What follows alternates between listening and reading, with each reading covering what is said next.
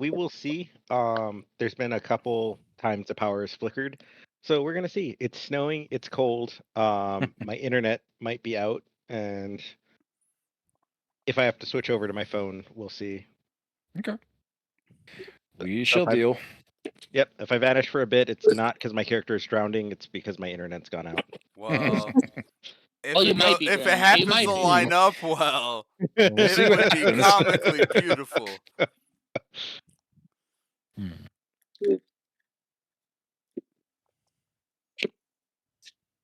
Been snowing for like 2 hours. It's terrible. I hate the cold. Oh, God. I agree with you. I don't like cold and ice. Nope. So it's even been cold and rainy here today, and it's like, ugh, gross. I woke up to 19 degrees, and I'm like, okay, cool. Didn't think about the fact it was raining last night. Get out to my car, everything's Went on your merry fucking way. frozen. So I'm just chilling, doing 15 under the speed limit. I find the one sheet of black ice. Ugh. It's like, if I show up late to work, I don't care. At least my car makes it. It was fine. At least you make it. Yeah. Right? That's the No, you important see, part. the car made I it. It was know. an even better plus, because that means I didn't have to call a cab or anything to get home. Wales always looking on the bright side, the financial bright side. Yeah, the cab may have been 20, but a whole new car is pretty expensive. I'll be a little bit more than 20 for sure. Yeah. I hate being a responsible adult. That's why I'm allowed to buy alcohol and do drugs. Fair. To help cope I am with prepped the for this, maximum guys. stress. You're prepped? If my Prepped, power goes out, I have like a little cooler that already has my drinks and stuff, and I have a little spare charger. So if my power goes out, I can hop on my phone and Nice. join up. But I have drinks and I have a way to connect. Been looking forward to this for like a week. That made me laugh so much. Because I looked up after I hit enter and I saw Marshall's response was pretty much the same exact thing. Like, shared brain cells. I love it. Here's Drew. Welcome, Allie. Is Monica on her way from work, Alex? I'll check on her right now. Okay. Tell her drive safe. Watch out for the black ice. We've already had one scare today. Please don't make it two. Mark should be here momentarily. He's usually a couple minutes late getting his kids situated.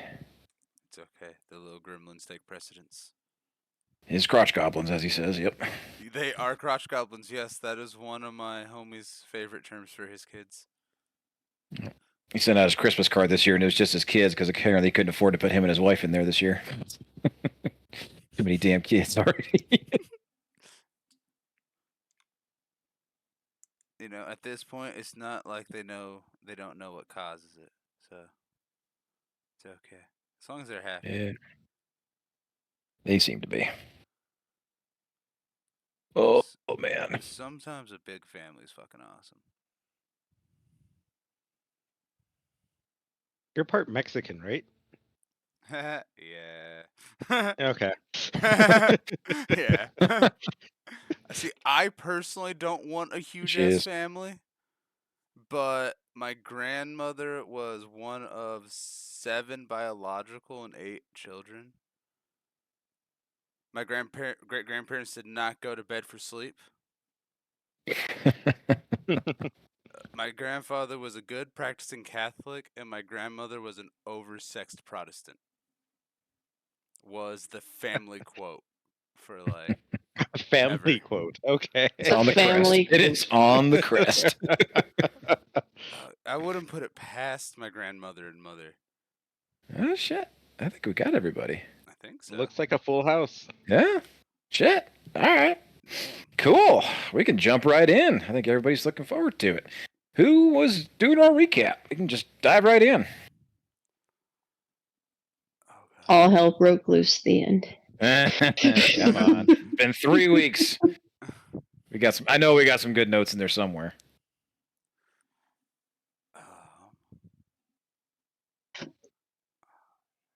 I shall do the recap. Oh my naughty voice.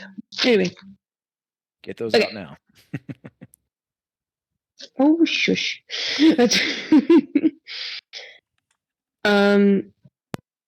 We woke up to find Drum damaged from jumping out a window for something attempting to reach him. Morb did not rest at all because he was tinkering. Drew investigated a ring while Monroe was sleeping and took the sleight of hand and found out that there was an open eye that he wanted to poke the eye around it, and was able to contact with the eyeball and talk to it, and found out it still needs to get to the capital and knows things or two about Drew, and already knew Drew's name, and so Drew is in possession of this ring. Morn wakes up, no accent, feels really good, has no idea that the ring is gone because Drew never mentions about anything about the ring being gone or taken. Xena and Lucky are explaining safety with the collar and just a Judy probably being comfy, and Babar was helping to give out assortment to help with the work crew. Obby and Smalls have a moment together where Obby felt she owed Smalls a bit of an explanation, and Smalls was able to talk about that there was a picture of his kids and needing money to find his children, and Obby understands that by just needing to find a new home, but not take over a kingdom, is what Obby emphasized to Smalls. Obby went out of her panic to find a home faster from fear of her queen, and went by herself, and Smalls was able to comfort Obby with everything about the feeling of the queen and her homeland and the duty that Obby needs to do.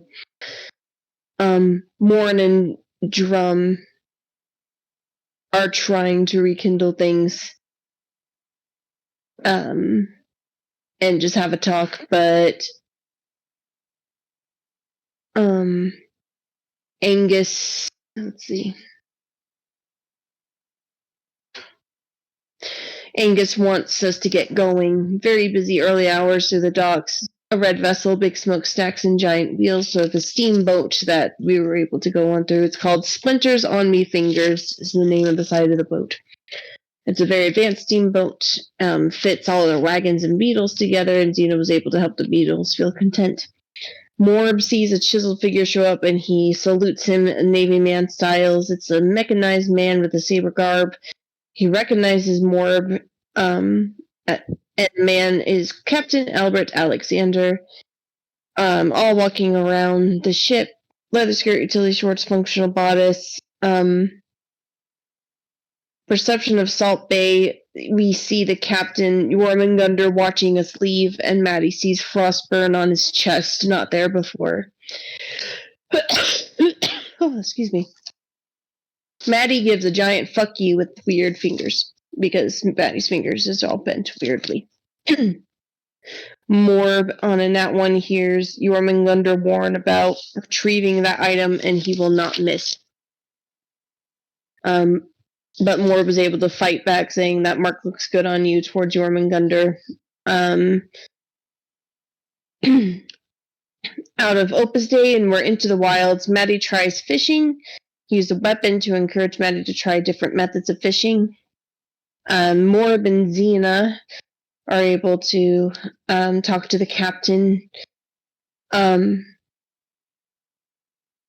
gives sound advice to Xena about Morb's old friend and captain, and says, listen and do or we die. Basically the sailor's way. Morb knows all about that.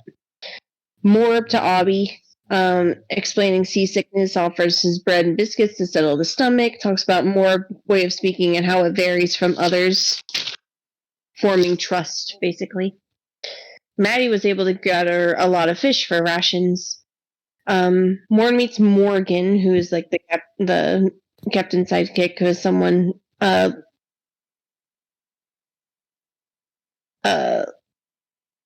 and Morgan is very much, I am on duty, leave me alone. Xena on patrol, and Morgan feels her life is secret and strictly on duty. Obby and Drum, awkward hellos, social anxiety, ask if Morb knew more about the captain, more info. Morn interrupts to talk about bets on who is into who. Morn bets on Maddie, Drum and Obby suspicious on Drew and Morn having sex. Smalls fitting where he could and comforts on the river. The captain talks of walrus with tooth decay, and Xena was able to take up her tale, talks about a ship tail being younger and fishing with siblings, and a giant fish coming up and smashing the ship in two. The giant fish led Xena and the family to share, but the younger brother got lost at sea and found a body brought back to the family. Xena earned that alcohol with the very sad tale at the end. Obby was able to do a good survival check, watch uneventful, gentle paddling. The captain does not sleep with lighthouse eyes. He's checking through the fog. Obby had to do a dexterity save. Something attempted to grab her, but only saw the flapping of wings, suddenly slammed down, knocked prone. Maddie failed his dex save when two avian individuals with talons and claws hoist Maddie into the air, where we suddenly rolled initiative. Plenty of fight is to be had.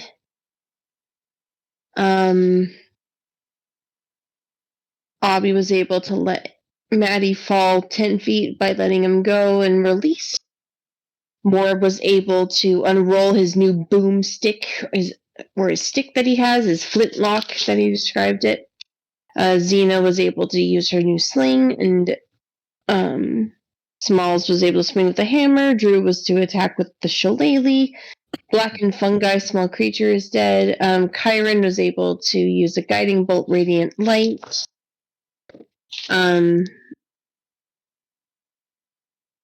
Captain, I'm just going through with the battle to find things. The captain established that these were harpies. Morgan was able to use a ballista harpoons that were able to shoot out of the sky. Everyone hears the sweet sound of singing, where many were charmed. Obby was not charmed, but was able to help Maddie. Moore was able to shoot into the air. Xena got charmed and moved towards the edge. Smalls was not charmed. Drew was charmed. Kyron charmed. So many charms was happening. Many flew into the water. Morgan sees Kyron overboard with ballista nets, try to loop him up. Obby got hexed, disadvantage on wisdom saves. Bonus action for second wind. Obby was able to help Drum. Morb perception was at a disadvantage, but was able to find the other harpies with 2 dice. Xena got charmed and went overboard. Smalls went onto a ballista and fired. Just missed because of the fog, but revealed the main hag harpy. Drew was not charmed and chose violence over saving people, trying to get to attack. Kyron athletics was able to get up the net. The creatures are trying to go down on Drum. Maddie got charmed overboard. Morn got charmed overboard. Drum took damage. Creatures go after Obby. Morgan reloaded for Smalls to attack. Obby was able to attack with a whip braid. Fog parts. Morb attacks the hag. Xena made a save, but does not have disadvantage. Creature attacked Obby. Small shot on creature. Drew attacked on Obby. Kyron climbed. Xena unconscious from a crit hit that knocked her over. Maddie not charmed. In the water, no grasping, is drifting 30 feet more behind. Morn was able to grab the net. to get to the deck. Drum cannot reach Maddie. For right now, Abby was able to attack and tries to fly at Maddie, and we're now at a point where Abby was able to attack, tries to fly to Maddie. Xena is in the water, nowhere to be seen, and the harpies are sending bolts over and over in Maddie's direction. Awesome. Ta-da. Thank you. That was a lot to get out. Yes, it was an interesting final episode before we took our long break. But to finalize, you have two people in the water. You have Maddie, who is approximately 30 feet out away from the ship. He is out in the open water. The harpy hag is attacking him, throwing bolts of eldritch blasts at him. The two other harpies are just in the same vicinity of where Xena was. They were latched onto her and attacking her when she went down. Drum was able to throw a net and net both of the harpies, so they are considered grappled but not restrained. And Xena is down below the water at this point. But she is just over 30 feet down away from the ship. So any spells that you all have that are going to be like 30 feet, you're not going to be able to reach her from the top of the ship. You're either going to have to dive in after her or figure out some other way to reach her with those spells. Because she is not visible at this time. Yes. Okay. With that, we're going to dive into it. Abby, you finished up the last combat shredding. How far away is the hag? She is approximately 60 feet away in terms of distance and what you would be attacking on the bottom deck of the ship, but she is obscured by fog still. She is up in the air. The other two harpies are in plain sight. The fog has started to clear away around the ship just ever so slightly, enough for you to see around your immediate vicinity, but anything further out is still considered obscured. Okay. With that, Abby, when we ended the last session, you shredded one of the last harpies of a group that was on the decks. Managed to get out, alleviate the immediate danger of everyone on the first deck. And with that, your turn ended. And we're going to kick back up. Morb, it is your turn. You were up on the third deck, closest to the captain, firing away with your new flintlock. Yes, I'm gonna go after the hag as well again. Okay. Keep in mind you're still firing at disadvantage because she is obscured. Yeah. Yes. And everybody remember, we're going to roll dice for the next few sessions using the dice on the app. I want to get everybody in the habit of using the dice on the app, so that way we remember certain abilities that you're gaining because you're now at level 3. Everybody needs to add your spells that you're earning. Get more creative with your attacks because you're starting to get a lot more abilities and spells. But with that, go ahead, Morgan. Yeah, I don't hit. Okay. Yeah, I don't hit. All right. Any bonus actions or reactions or movement? No. Okay. Moving on. Xena, I need you to make your first death saving throw. Roll me a d20. Okay.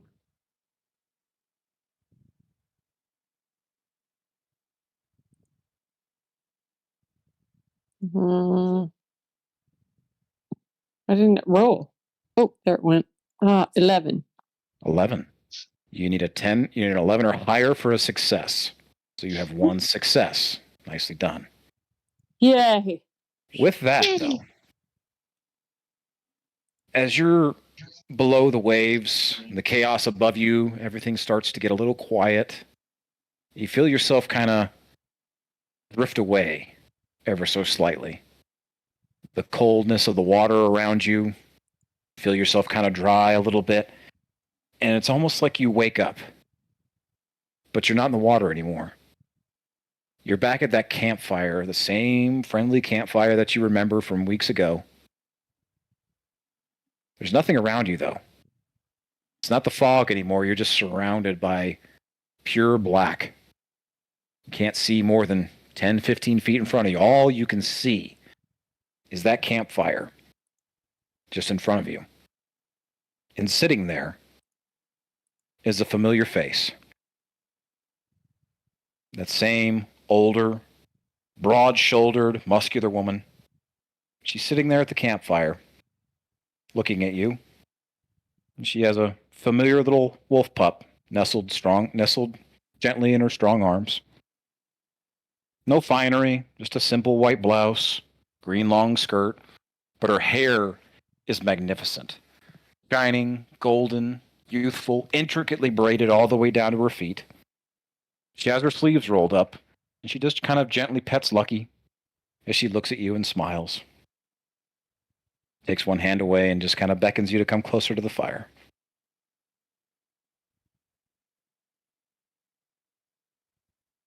So I move towards the fire and I take her hand. She doesn't offer you her hand. She goes right back to petting Lucky. Oh.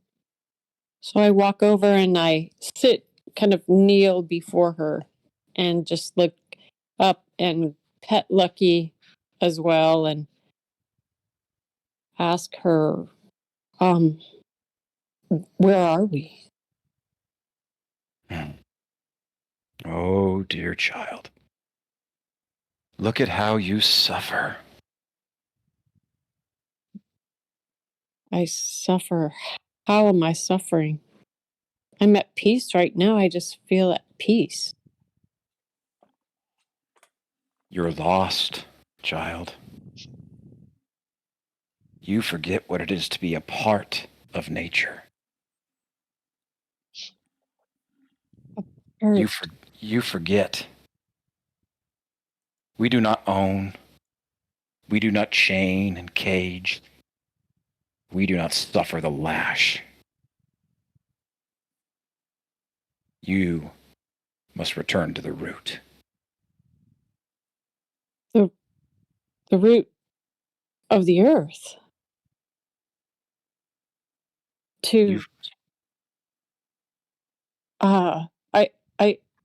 I'm confused. You mean 6 feet under the root? Is that what you're talking about? You forget your lessons, child of Danu. Have you strayed so far that you forget who you are, what you are, your purpose? I am a child of Danu, and I come to bring peace to others and help and guard and become one with my surroundings.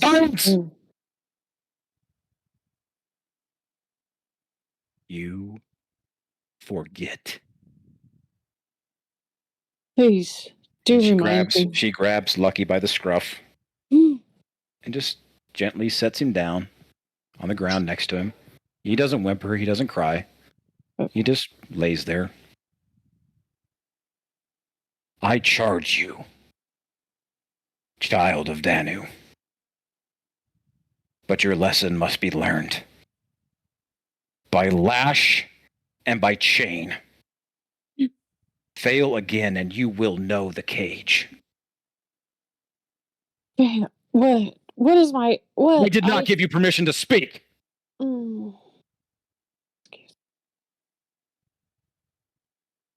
You cannot save them. Save us. Seek us. Find us. She gently caresses your cheek, reaches out. And then she looks down at Lucky. And then she looks at you. Look into his eyes, dear child. Be strong. Be brave. Are you ready? Yes, I'm ready. As soon as you say yes, she immediately takes her hand away from your cheek and she plunges them over your shoulders and grabs your wings both, one in each grip, and she begins to rip the wings from your back, ripping and tearing until it is done, the pooling of sinew and muscle, the popping of joints and bones as they are severed from your body. No, not my wings, not my wings. And you awaken.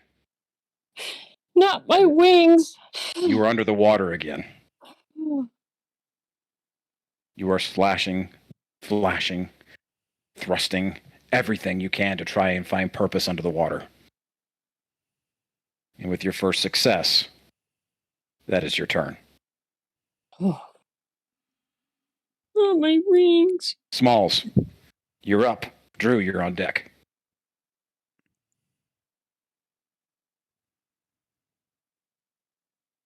All right. Forgive me for help me. I was listening during everything, but considering I stepped out at the very end there, because I understand it, I am at the ballista, correct? Yes, you were at a ballista. You fired on your last turn and managed to take out a harpy with it. You have succeeded in your check of how to operate this ballista. You've done this before, you've used equipment like this in the past. Okay. Now you do know that it takes a round to load. Right. So either you can load it yourself, or you can hold your action and hope that somebody else loads it for you. Or you can move away and do something else. So is Drum near me? Yes, relatively. He's on the same side of the ship as you. Okay. Drum, we've got to get Xena out of that water. I've got a rope tied around your waist, and I throw him one end of my 50-foot rope. Okay. I'm going to consider that your... Oh, God. I'm going to consider that your action. If you want to throw him the end of the rope and tie it off to yourself, that will be your action. I can't just toss him the rope and then perform an action? What would your action be? Oh, I'm throwing Drum into the water. Him. You want to toss him into the water?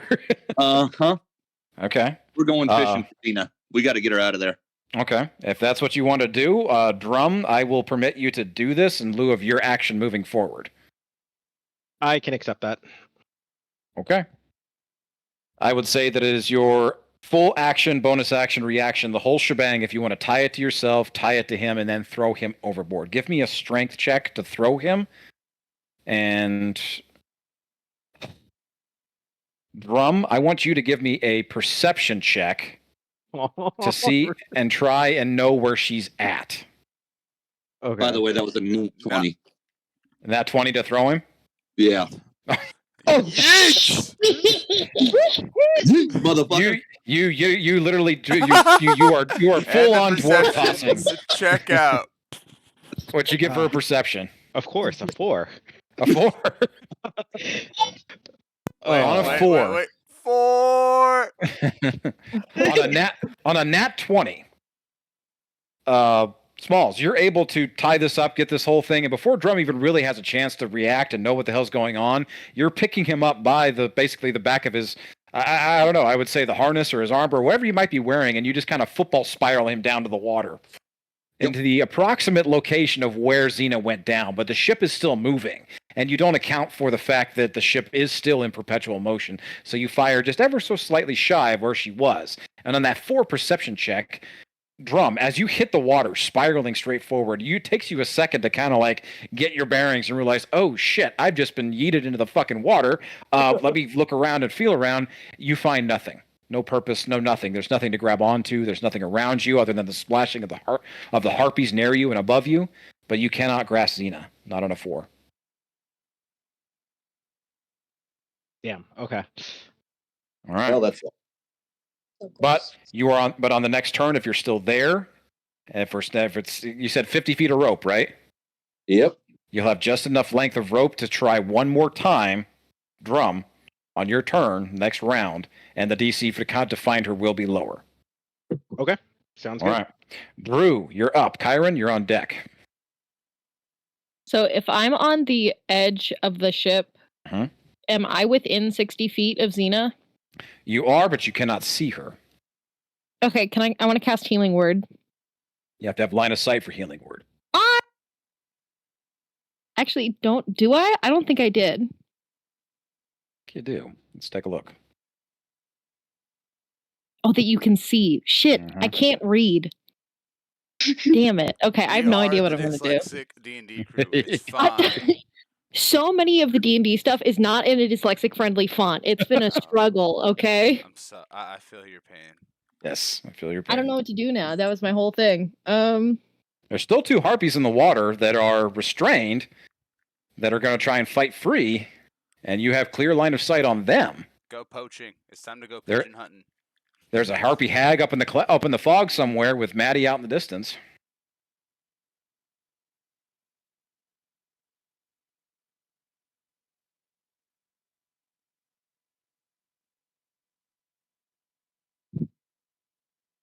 How risky is it to try and shoot the harpies with my short bow? The harpies down below? Not even. Yeah, in the net. No, not even. It's a clear shot. You don't have you wouldn't have advantage because technically they're in a prone state and you're firing at range, but I'm just going to give you a straight shot if you wanted to do that. Okay. So you're going to go after them? Yeah. Okay. Go ahead and roll me an attack. That's a 9. A 9, unfortunately, does not hit. No, it doesn't. Okay, great. Any bonuses or anything? No. All right. Kyron, you are up.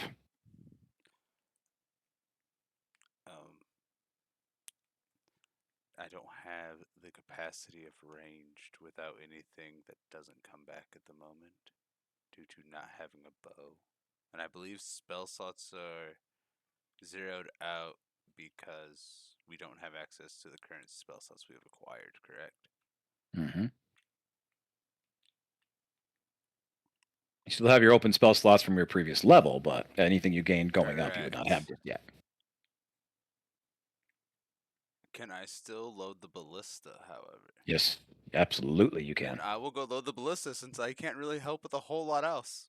Okay. Since you are loading and not firing, you do not need to make the DC 11 intelligence check to operate. Correct, because it would take an action to load it, correct? Yes, that is your action to load. Okay, so we have one ballista that is loaded. Do you have anything else you want to do? That's all I can really do. Okay. Next up is the harpies. They are restrained in the net. They are both going to attempt to break out of the net, so one is giving the other the help action. They're rolling with advantage. On a natural 19, they do break free. No. Their action is gone.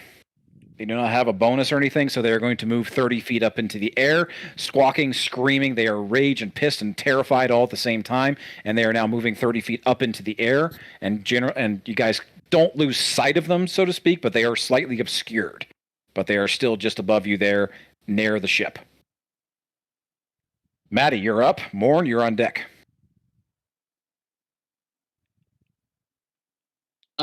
Well, since Xena saved on her first death saving throw, I think I'm just gonna try and dash over to her. I think I'm actually gonna try and boost over there as fast as I can. So you're gonna boost? I will. Okay. As you dive under the water, your natural senses kick in. You have an idea of where she's at, and you're gonna shoot right in that general direction with your natural monk abilities, stepping of the wind as you're guiding yourself through this water and this difficult and just gliding through as you give yourself just that ever slight bit of boost. Everybody that is on the first deck, if you would like to make a perception check at this time, you may. Yeah. Admittedly, Marshall, I don't recall if I'm on the first deck. Everybody except Moore basically is. Okay. So if you would like to, you can. How high do we need to roll to have a good perception? I'll let you know, and if it's high enough, I'll message you. Just go ahead and just let me know or put it in the chat. I got a 14. I got an 8. 7. Okay. I got a 9. 9. Anybody else?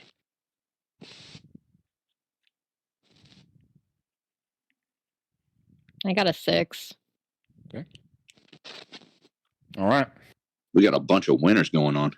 Mm-hmm. With that, the best all of you can see is this. Again, Maddie is obscured, ever so slightly off in the distance, still in the fog. But you hear the screeching of that hag as it's attacking him, and you hear a splash.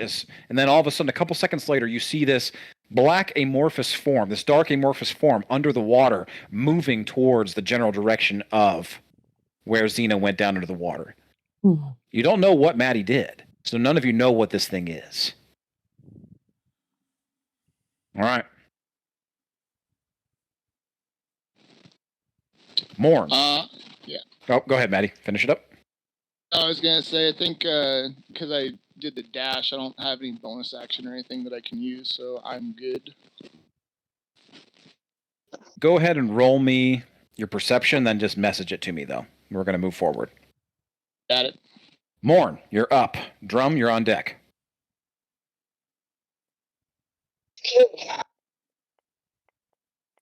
To make sure that I can help my friends through this time of need, I am going to cast Bless. Okay. And I'm going to cast it upon Maddie, Drums, and Smalls. Unfortunately, you can no longer see Matty. He is under the water as he is. Oh no. You don't know what he's doing, but you can no longer see him. So that's the black form of my perception that I had no idea about. Cool. Maybe. Cool. So I go and I try to bless Maddie, and I go, where? Maddie? God damn it, Maddie!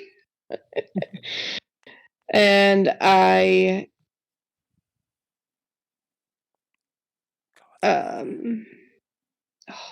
what was the other plan?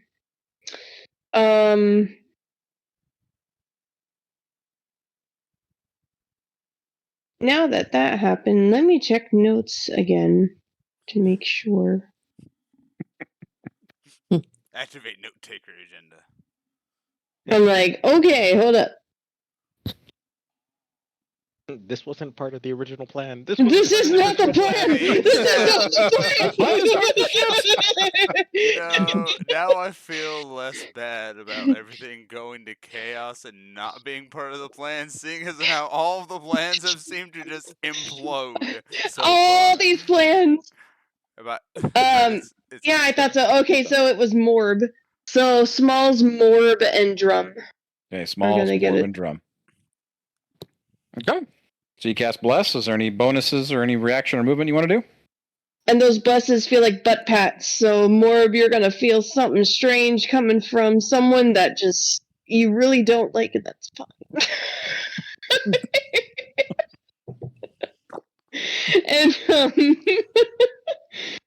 And my bonus action, I can. Oh, I have 2-weapon fighting as a bonus that I can do.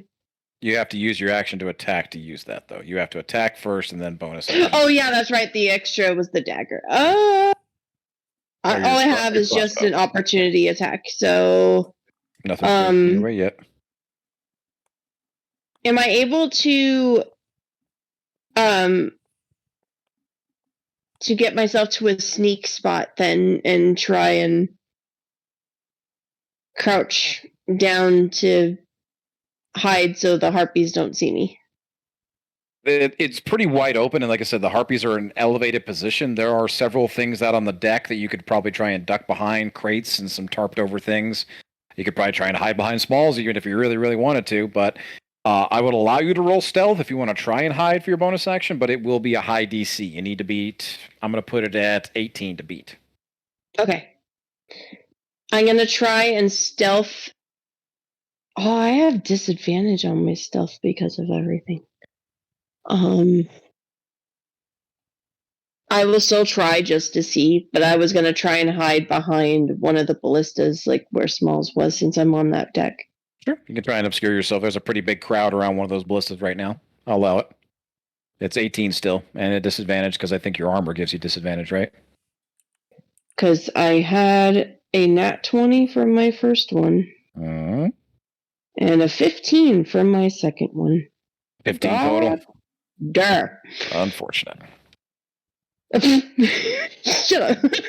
You try to slide under behind the ballista, trying to duck behind your teammates and everyone that's crowded around this thing to try and obscure yourself from view, hoping to get yourself a nice surprise, reach out and attack on the next one. But unfortunately, with the chaos of everybody moving around, you slide down, but you're almost knocked to the side ever so slightly as everybody's scrambling around to either load the ballista, fire the ballista, moving things around.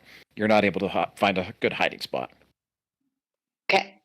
Drum, you've used your action to try and look for Xena. I will allow you a bonus if you have anything you want to use.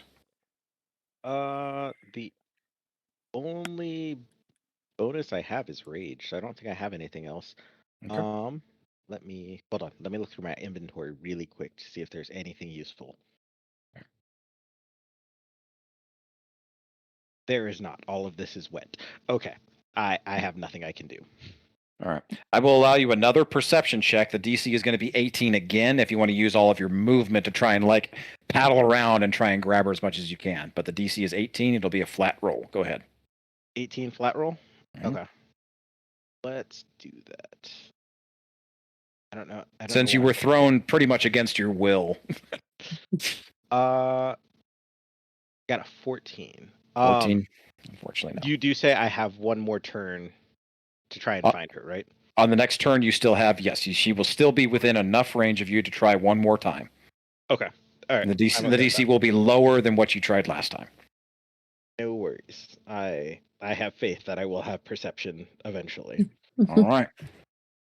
Morgan is up next. She is going to attempt to the ballista is loaded, small. She's going to shove you out of the way as best as she possibly can shove, and she's going to take the ballista away from your immediate area, and she's going to take a shot at the two harpies that are slightly obscured up above.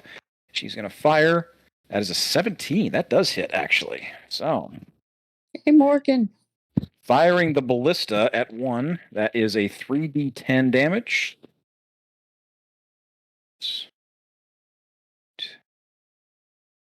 She does 13 points of damage to one of the harpies that are up in the air. She did not roll very well, so. All right. With that, we turn to Captain. Whoop, go ahead. For Bless Drum, how much? You add a D4 to your stuff, right? Or is it just for attacks? Sorry, What does Bless say? Does Bless give ability checks? I think it's just it's just attack or a saving throw. Okay, sorry. Let me. Sorry, I just had to ask. I'm like, wait a minute. Yeah, guidance is the one you're looking for if you want to do like ability checks and stuff. So. Darn, that's right. Okay. Okay. All right. She fires the ballista, fires it up in the air. Her aim is true, but again, it's a very obscured shot, and it grazes through, and you just see this slight pluff of feathers just up in the air, and this screech and this yowl of this bird woman up in the air as this slight splatter of blood comes trickling down to the water below. They are still airborne. They are still very much so there. Captain Alexander shouts out. He opens up the window, takes a look around. Get the fuck out of here! And he starts moving the ship ever so slightly forward. You can feel a slight lurch in the ship as the begins to quicken pace, and the distance begins to widen from your fellow compatriots out in the water. With that, we're going to return to the harpy hag up in the air. She is obscured. At this point, she's going to take...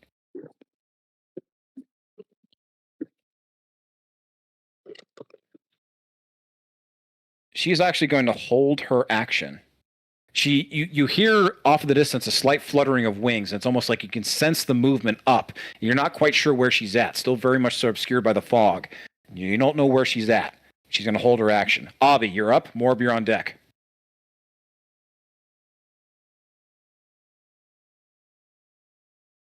Okay. So where are the harpies in relation to me? Because I know I was at the very end of the ship. You were towards the middle section, I would say, on the first deck, because you were attacking the ones that were attacking, I believe, Drum earlier, or I'm not sure who you were attacking, but you're within movement distance, I would say 15, 20 feet towards the edge of the ship. Xena went down on the left side of the ship, and she was near the net. Remember at the very end, I had flew forward to the end of the ship to try to get to Maddie. Okay, so you were at the end of the ship then. I would say you're still there, but Xena's still below the water. She would be on your left-hand side as you're facing away, looking at the back of the ship towards where Maddie was, the last known location. Okay. I saw the harpies go up. Am I still at a pretty okay direction there? Yeah, I would say so. They're slightly obscured because they were able to get out of the net. They're up in the up in the fog ever so slightly, but you can see them ever so slightly. Okay. Do I get a disadvantage if I were to strike like use my whip blade on them from here? They're too far away for you to use your whip blade. Okay. I'm going to fly up. Okay. You're going to go after them? Mm-hmm. Okay. Is this the first time using your wings to fly? Yes. Okay. Go ahead and describe to the group what it looks like when Abby unleashes her wings.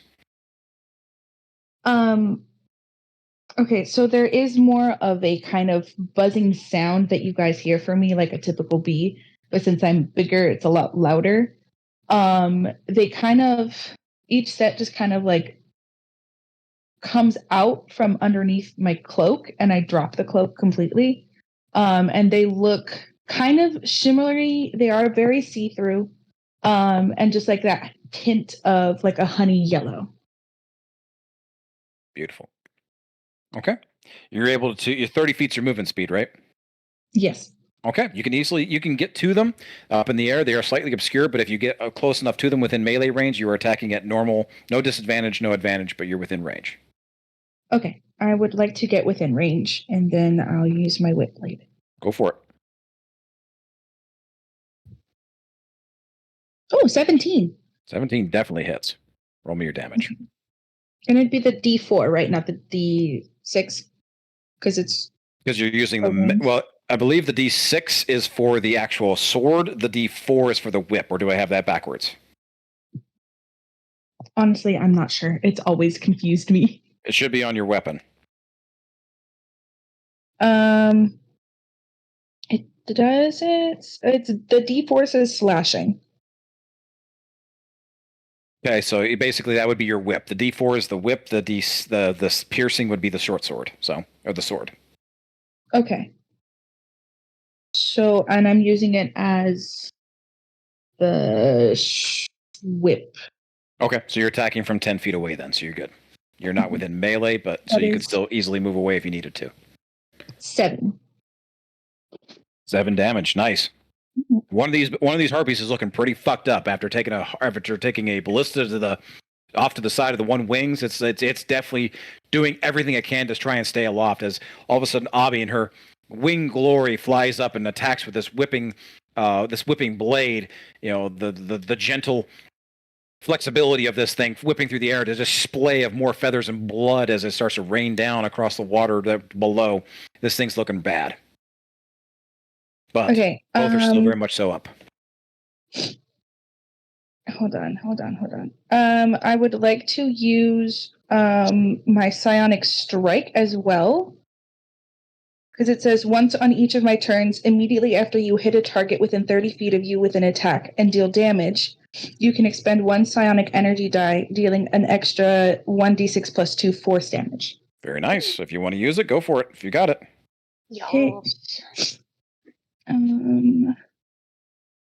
I don't see a thing to roll the d6, like a button. That's fine. You should be able to just change your dice there on the bottom. You can change it to a d6 and then roll it, then just add your 2. So that is 5 plus 2. 7 points of damage? All right.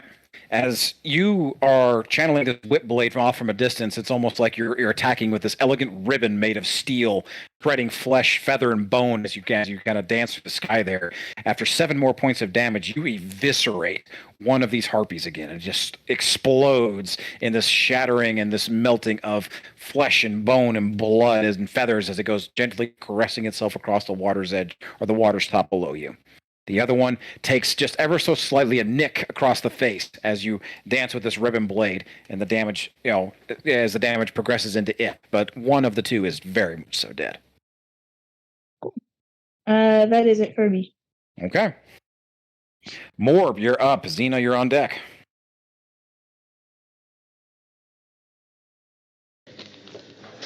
All right, I am going to attempt to shoot the hag again. Okay.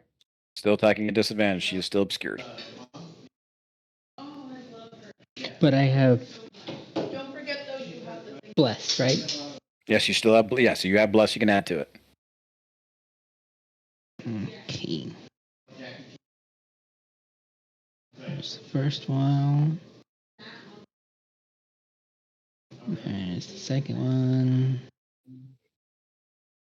Nice. So it's a D4.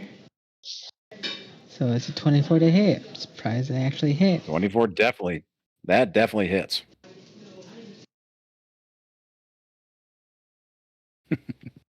Hmm.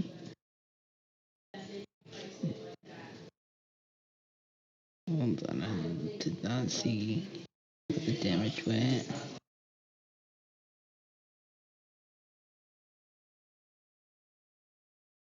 So 7 force damage. Not force damage, just 7 damage. 7 damage. Okay.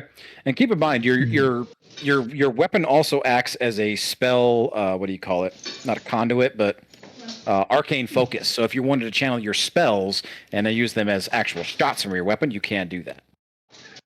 Okay. So 7 force damage. Yeah, just 7 damage. 7 damage in general. Piercing. All right.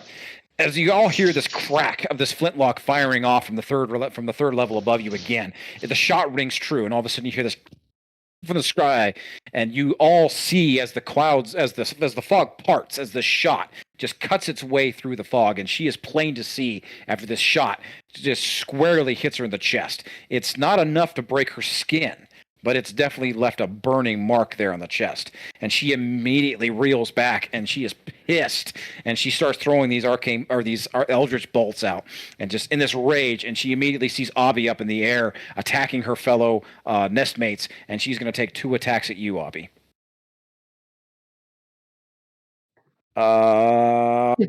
First one is a 13, the other is an 18. Only one hits. Only one hits. All right. Oh, man.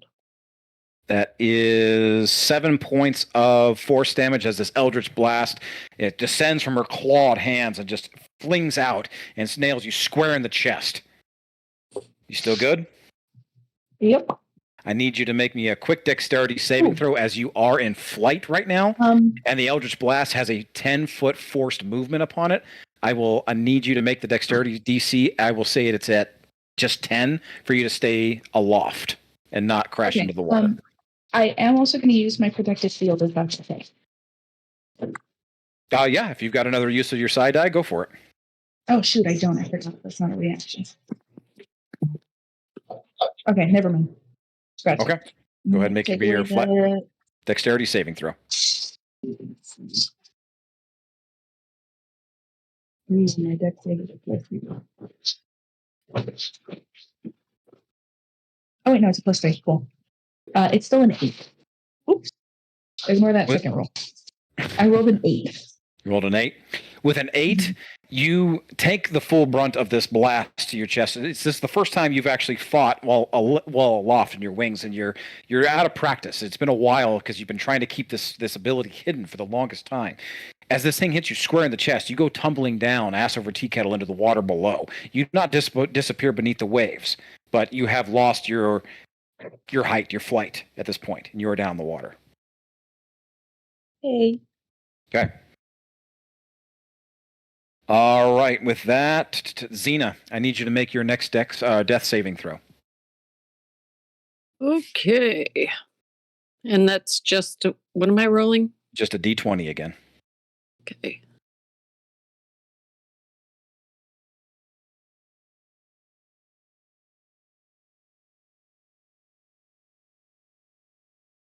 That's a nat 20.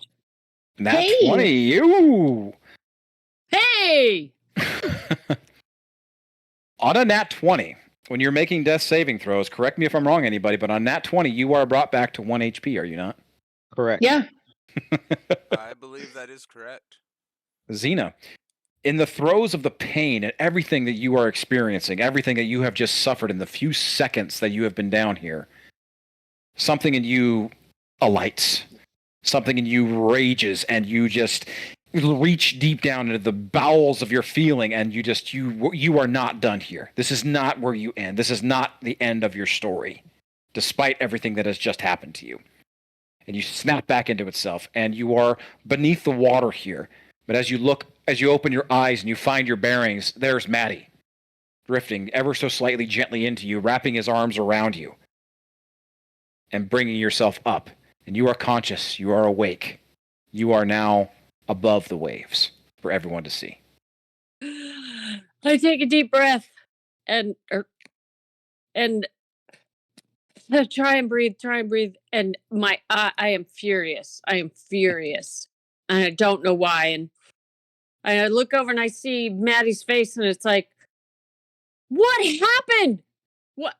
What? Ah! Holy shit, you're alive.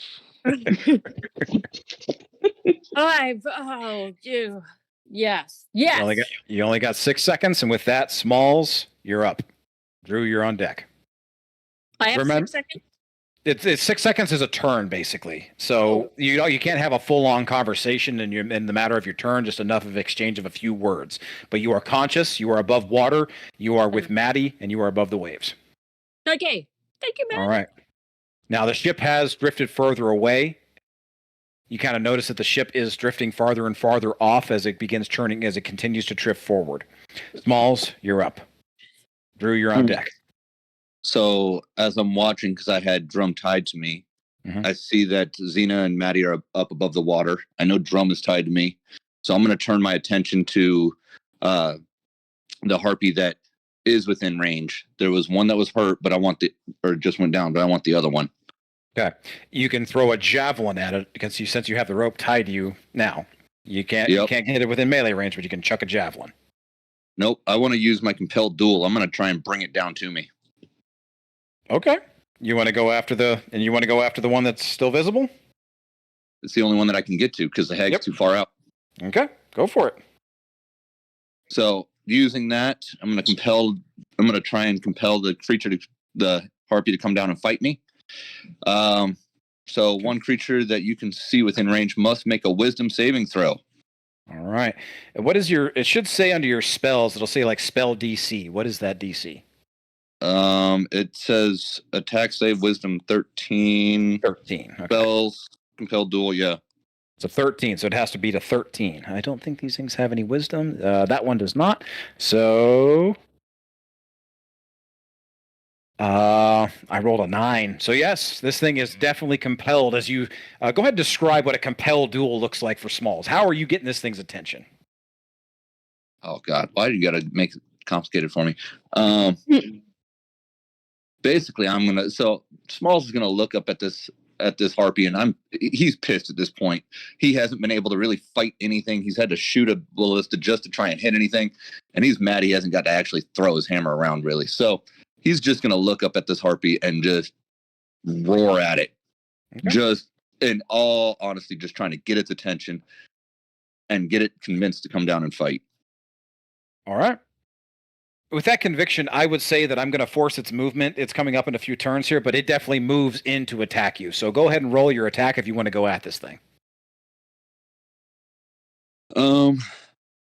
As the thing screeches and just it sees its clan, its nest mates and everything just going down left and right. It sees that none of you. It's not this whole plan that these creatures had has just gone to shit. It is a monster of just pure rage and adrenaline right now as it comes darting at you like a peregrine hawk. I like it. Is it within range for me to swing my maul at it as it comes down? Sure. If you want to time it that way, you can wait for it to come over with your maul. That's what I'm going to do. Okay. Roll me your attack. 22 to 22 hit. Definitely hits. And that is 9 damage, but I am blessed. So what does that do for me? Bless is they added to the 4. Yeah, there you go. It's just attack rolls, right, baby? Not damage. Correct. Attack rolls and saving throws. Yeah, it's just if he wanted to add the D4, he would add it to his to hit. Yeah, he doesn't even need it though. So you're good. So 9 damage. Yes. All right. As you swing your maul and you just kind of baseball bat this thing as it comes peregrine falcon diving at you. You're able to perfectly. Yeah. As you kind of just ever so slightly step out of the way and baseball bat swing this thing and just smack it. It goes flying back a few feet as it hits the railing of the ship, and it's now down here on the deck and just free for everybody within range. It's still alive, but it's still there. I like it. Okay.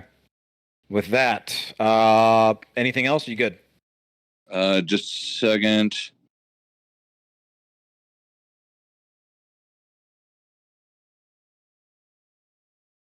if just as a heads up, if anybody else attacks it, the spell's broken. Okay. Got it. That's what I want to make sure of. There we go. I'm good. Okay. All right, with that, Drew, you're up. Kyron, you're on deck. It's looking hurt. I'll give everybody that. This baseball bat swing has definitely broken bones and shattered a few things in it. It's not looking good.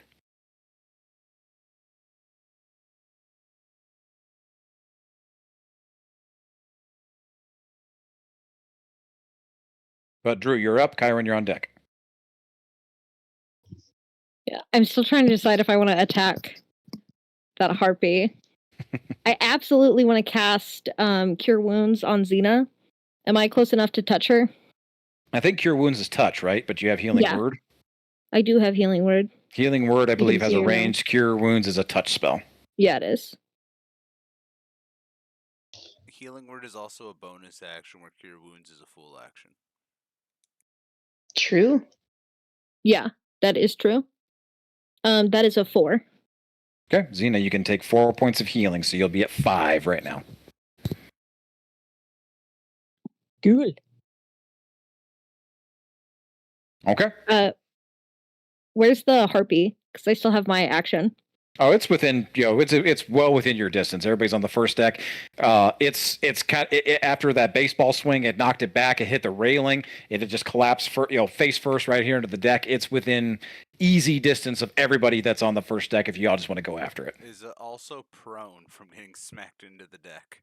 I won't say that it's prone, but it's definitely it took a nasty hit. So it's on its feet, so to speak, but it's not flying.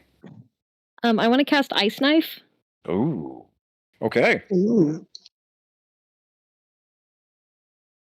I really fucking hope this hits. That's an 18. Okay. It definitely hits. No problem. Okay. And that is 5 points of damage. Okay. Is there anything special about it's the first time you've used this spell. Is there anything special about your ice knife that you want to do? Okay, so it says you create a shard of ice and fling it at one of the creatures. I don't think so. I think he just grabs the air. The air's got to be wet, and the ice forms in his hands, and he just flings it at the harpy. Oh yes. It's almost like you're gathering the moisture out of the air of the splash of the water against the ship as it kind of comes up over the crest of the ship's side, and you're almost dancing your fingers around, and you're creating this ice spike, and you're shaping it with your fingers, making it almost blade-like, and you send this thing out Sub-Zero type, and this just hits this harpy square in the chest, just piercing right into it as it erupts with these icy shards all around it. 5 points of damage. It's on death's door. It's not looking good. Hell yeah. Okay, so now the target and then each creature within 5 feet of it must succeed on a dexterity saving throw. Okay, dex or else what? 2d6 cold damage. Oh. Because the shard explodes once it hits the target. Actually, the shard explodes no matter what. Yeah. Okay. Does the creature that it hits have to make the dexterity saving throw, or is it only the ones that are around it? The target and each creature within 5 feet must succeed on a dex saving throw. Roll the dex. It gets a +2 to its dex. I rolled like dog shit anyway, so that's a 5. Does it also include smalls? Yeah. Anybody that I would say that the way that it says, what's the distance on the attack or on the spread? 5 feet from the creature. No, there's nobody engaged in direct melee with it, so there's nobody directly next to it right now. Awesome. Cool. Awesome. So roll me the 2d6. It failed. I rolled dog shit for it. Nice.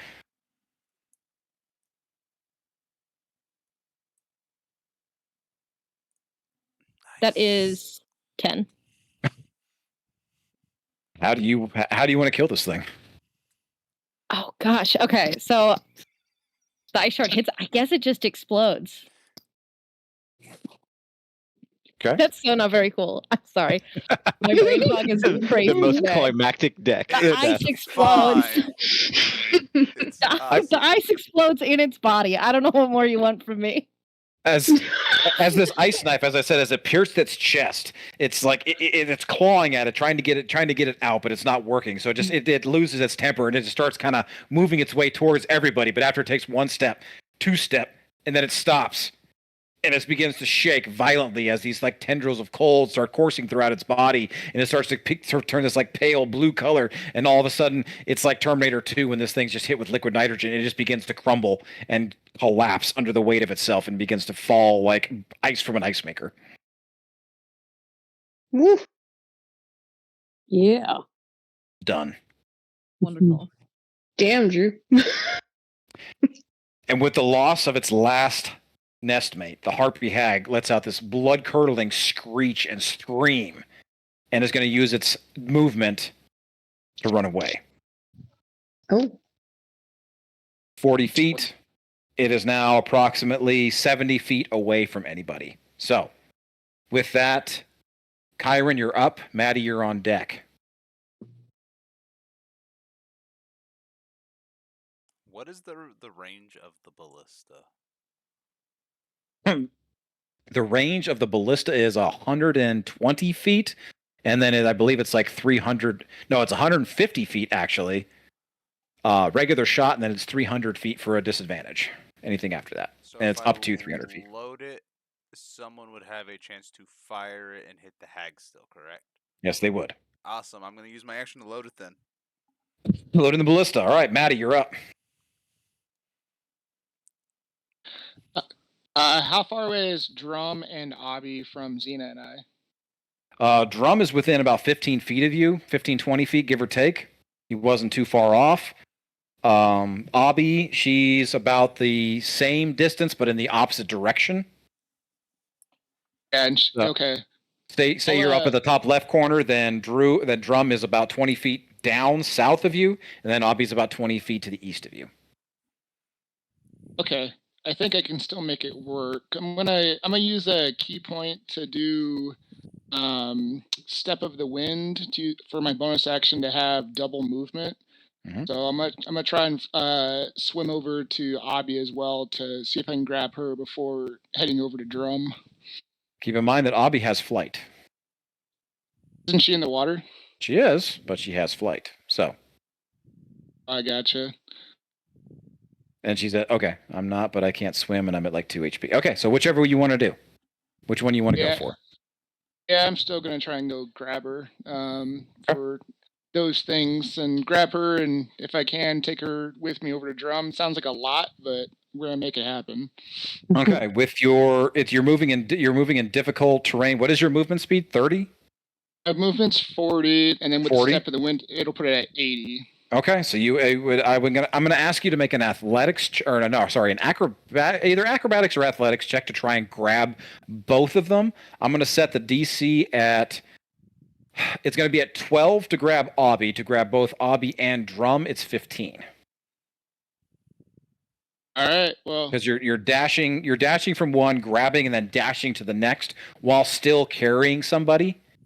Yeah. This is a very difficult thing to do. I'm going to set it at 15 to get both. Got it. All right, acrobatics it is. Don't forget you're blessed. Yeah. And you are blessed. Well, no, he's not. He was out of sight, so he was. Oh, not he blessed. was out of sight. He was the one. All right. So I thought I rolled a 19, but I rolled a natural 1. Is what it actually came up.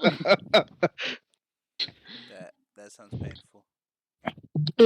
Yeah, that was not the best in the world. Friend. I'm sorry. Unfortunately, on a nat 1, as you try to dash away towards to grab Abby while still carrying Xena, you actually lose grip of Xena. So now you're halfway between Abby and Xena. I will still allow you to make one more dash movement, Step of the Wind, if you want to. But you have to use another key point. Do. And you can only grab 2, and you have 3 in the water right now. Yeah, I'll use another key point, and instead of trying to get to Drum like that, I'll just make sure to grab Xena and Abby to stay above water. Okay. Make me another acrobatics check. It's going to be 15 again because you are still trying to grab 2 people. Let's go. 21 or 20. 20. Nat 20 or dirty 20? Dirty 20. All right. On a dirty 20, you're able to kind of like get your bearings ever so slightly, dash back, grab Xena, move forward, and grab Abby. Abby, on your next turn, you won't have to make a check if you wanted to go airborne again. So you are secured and you're okay.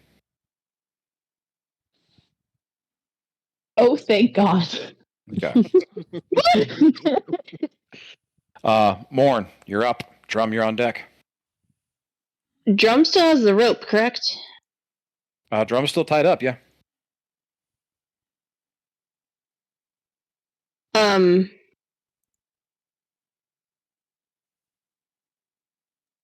me check my stuff.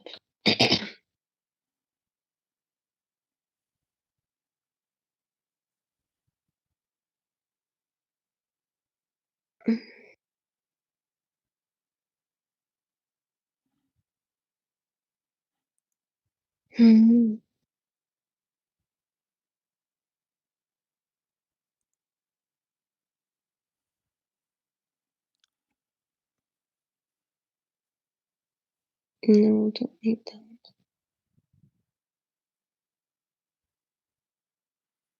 do you want to do, babe? I know, I'm sorry. Too far away. My strength is terrible. He's tied. He is tied on to Smalls, so he is latched onto something. He's basically so being drug alongside the Smalls ship. has him. Yep. Basically. Okay. He's just okay.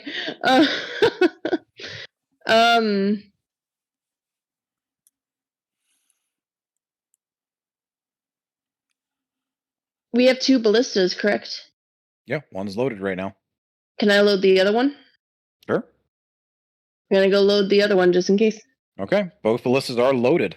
And they're within dashing distance of anybody or moving distance on anybody on the first deck. All right, that's your action. Do you have any bonus that you want to do? Bonuses. Drum, are you raging right now? I am raging right now. Okay, I'll keep No, I can't do anything right now. I'll try and sneak again if I can. Yeah, you're a rogue. You can bonus action try and sneak again. It's still the only thing you're hiding. Disadvantage. I mean, the only thing you're hiding. Well, I would even say it's a flat roll right now because, well, if your armor gives you disadvantage, correct? Yeah.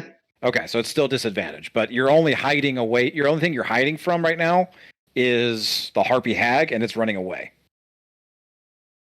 Oh well, never mind. There's really no need then. Run. Drum, you're up. You are raging. What do you want to do?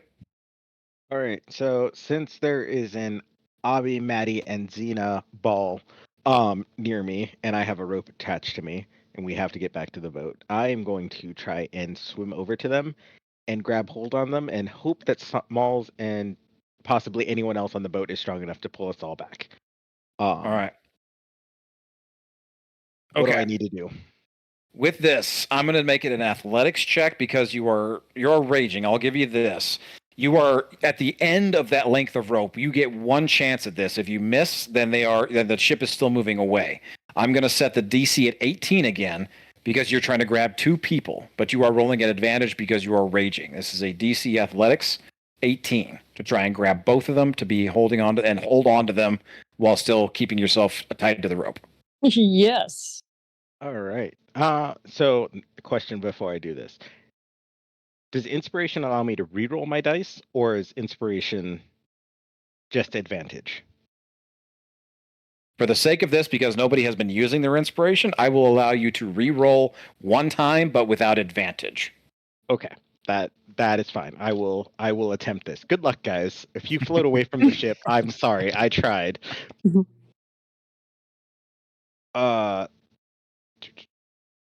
Advantage.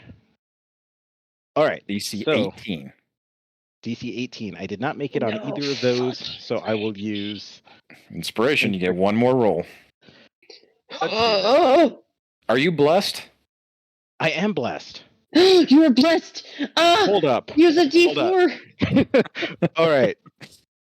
That is a good call. All right. Hold up. Is it I made it. Saving throw. I thought it was saving throws and attack rolls. Oh, yeah, it is. It's not ability checks. That's true. Thank you, Matt. True. Damn it. I'm sorry. I'm sorry. No, I'm like, As much as I wanted it to work too, you're right. It is ability check. It is not ability checks. It's only guidance that does that. if it worked, it would have worked. So give me another flat roll. You're still drowned. He's like, fuck life. I have failed on all 3 of the rolls. All 3. 17, an 8, and a 16. You attempt to bank yourself wide as you reach out, and you just ever so slightly touch fingertips with all of them out there, attempting to grab on, but your grip, it's just ever so slightly too short. Okay. All right. That's all I got. Morgan is up. She is going to grab the ballista on the right-hand side. She's going to take a shot at the harpy that is moving away, still straight. And she has a +2 to this. She rolled a 9. Even with a +2, she rolled dog shit. As the ballista fires wide and sings off to the right-hand side as this ballista bolt goes sailing through the sky, cutting away the fog, and you see this harpy hag kind of ducking off to the left-hand side, dodging this massive ballista bolt, still making her way away. And with that, Captain Alexander continues to push forward with the ship. And with that, the harpy hag uses her movement and dashes again and disappears off into the distance. You can no longer see her. She's gone. Abby, you're up. Morb, you're on deck. Hello. Okay. So now that I feel steady, I'm gonna go ahead and fly up again. Okay. I'm gonna say thank you as I start flying up. Okay. And then I am going to use my telekinetic movement because Maddie has a hold on Xena, right? Yes, he does. Okay, so I'm going to use my telekinetic movement on him. Okay. So I can move an object or a person up to 30 feet. Okay. You will not be able to get them back on the ship, but you will definitely put them within range of everybody to try and either grab onto them, or you will give Drum another shot at them. Mm-hmm. But you will definitely you'll definitely put Maddie closer if he has any more key points to try and dash towards and get closer to the ship and the nets. Okay. I'm gonna have him move him as close to the nets as I can. Okay. Because I kind of figure as they're pulling Drum in, he can also try to grab onto them as a last resort if they don't make it. Okay. So Drum, you get another shot at trying to grab them, and it'll be a lower DC because you're only going to try to grab 2 of them. Abby, you're airborne, so you're good. And the ship was approximately 90 feet away. You move them closer, they're 60. So Maddie and Xena, you are 60 feet away. Thank you so much. And then I'm gonna stick by them, just kind of flying above them to make sure everything's okay. Okay. That's gonna be the end of my turn. I will say this, I would be moving another 30 feet forward for myself. I'm going to just put this out there. Xena is small in stature, so you might be able to carry her if you think about that. Oh, that's true. I forget she's not normal size. Yep. Morb, you're up. Xena, you're on deck. 4'3". So I don't know what the hag is doing, so what I'm gonna do is I'm gonna hold my action in case I see the hag, and I'm gonna hold to shoot. Okay. You're holding in a pattern, just got flintlock out at the ready, waiting for any kind of movement. Yeah. Xena, you're up. Smalls, you're on deck. So I'm trying so hard to help. Am I still at exhaustion? You have 1 point of exhaustion, yes, and that gives you disadvantage on ability checks. Okay. So I am kicking as hard as I can to help get us closer. And then I feel pushed by Abby's whatever it's called, telekinetic movement. Okay. And I'm reaching out and I hug Maddie really tight and then try and tell them it's like, let's kick as hard as we can. Kick as hard as. Are we going against the current? You're moving with the wake of the ship right now, so it's still difficult terrain. You have 30 feet of movement, plus you're moving with Maddie. I will allow you, if you're helping, to move 10 feet closer. So you're 60 right now. I will allow you to put yourself at 50 using all of your movement and your action. Okay. I'd rather move forward. Okay. So you're at 50. Okay, we're at 50 feet. All right. Smalls, you're up. Doesn't the ballista have a net, by the way? Nope, the nets are both in the water on the left-hand side. One was cut free to throw on the harpies. The other one's still attached. Okay. And at this point, they are 50 feet away from that net. Okay. So Smalls is just watching everything going on in the water.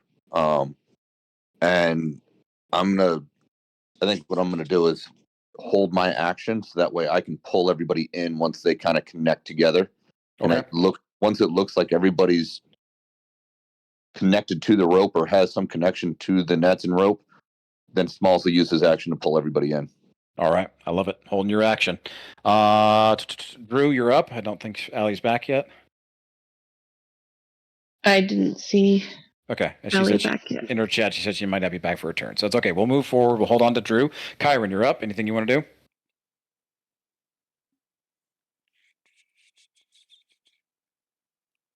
You said the net was still attached to the other one, correct? The left-hand No, net is still attached to the ship. The other one was in the harpies in the water, so it's gone. You got one net there still on the ground. And then you got Drum out there in the water attached to a rope at 50 feet. Correct. So Well- Drum is still anchored to the ship in some manner, though. Yeah, so he's anchored to Smalls. It is the other group of allies that we need to. You are trying to save Maddie and Xena at this point. Abby's airborne, so she's okay. Awesome. Ballista has a 100-foot range. How far behind are they? 50 feet. 50? And both were loaded. One was fired. The other only one is still loaded. Correct. Which would be the left-hand side, because Morgan fired the Mhm. right-hand side one at the hag, which missed. Trying to and- hit her. Okay.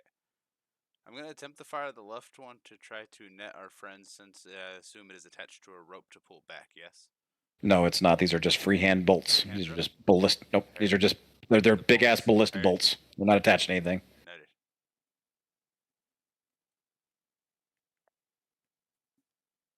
Do you have rope on you? I think so. Do I? Or did we use that earlier on?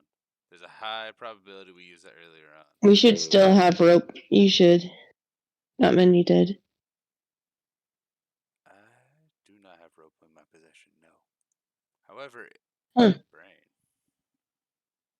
believe you have a- Aha! have The the- rope of useful items, however, Yes, you do. happens to have rope.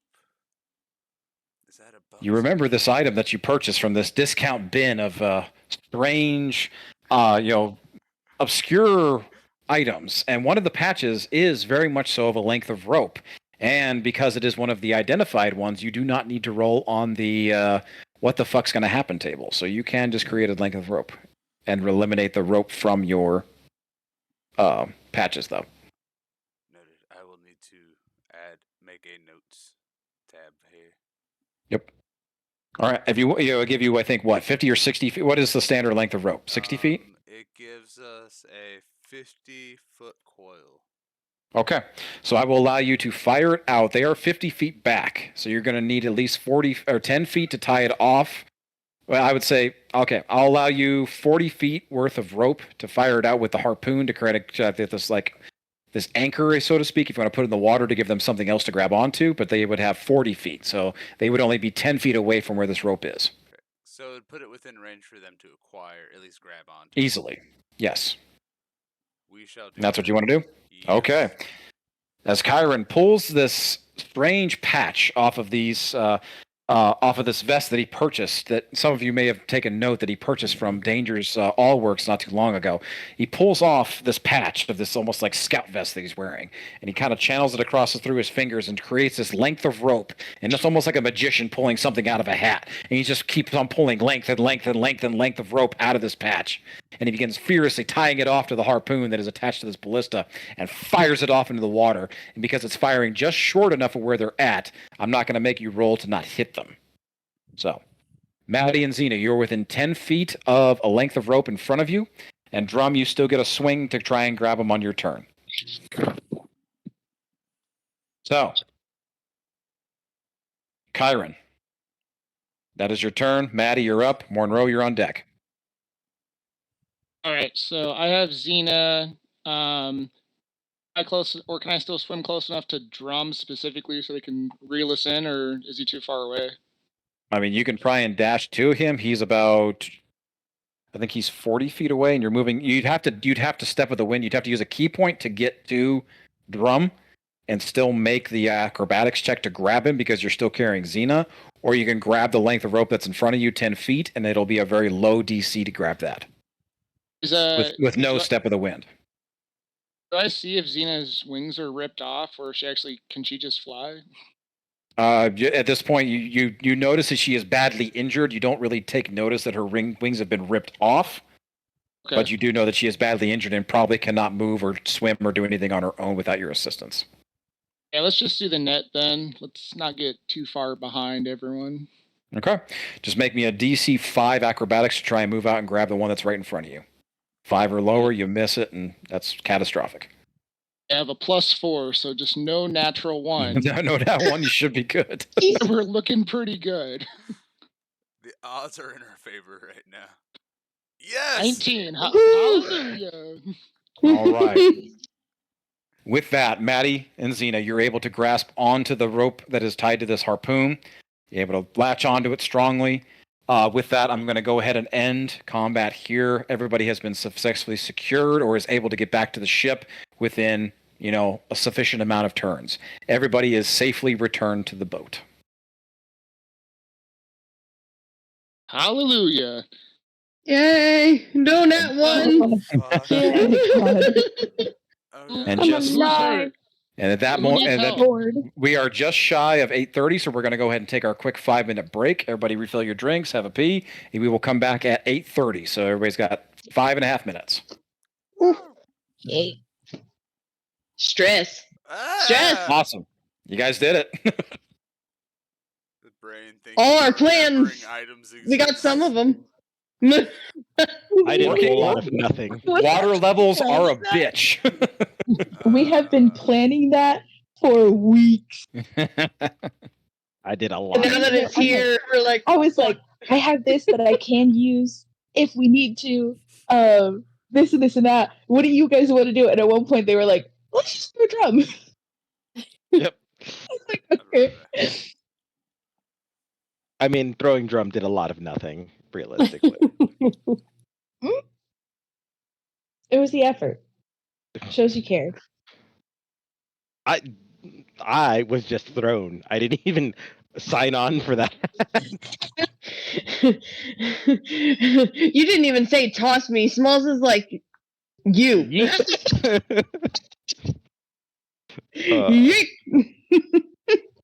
Me and Xena are apparently the same size. So, at 4'3". That's awesome, actually. Neat. We can speak eye to eye.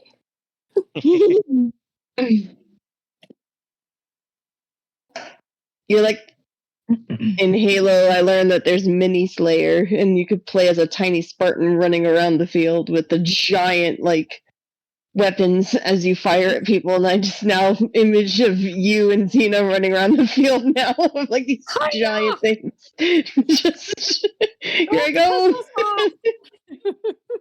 Don't make. I wonder if there's a GIF of it. I want to see if there is. That would be hilarious. Okay. 4 minutes for everybody. Awesome. I'm so glad that worked. Marshall, Same. I feel like you were spiting me at every moment of that. I wasn't doing anything. I hit the water and you said roll perception. Are you kidding me? You did Yeah. everything. If it had been a coordinated plan, I would have definitely set the DC lower, but no, he just kind of yeeted your ass. That's fair. Who's the most hurt then? Is it Abby? Are you still at 2? Yes, sir. Okay. See if we I can think find some I'm healing gonna go to potions. sleep right after the fight because Morb Yeah, I'm like, didn't that's sleep the it. night before. I think it's time for me to sleep. We shall see. You never know. Might be something else out there. Cry. Marshall, screw off. Abby's already so anxious.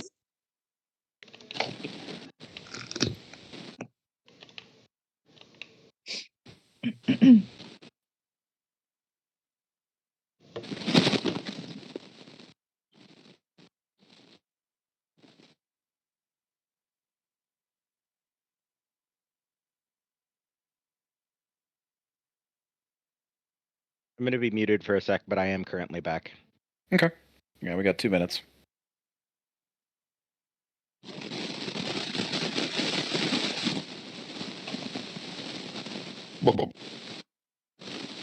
Excuse me.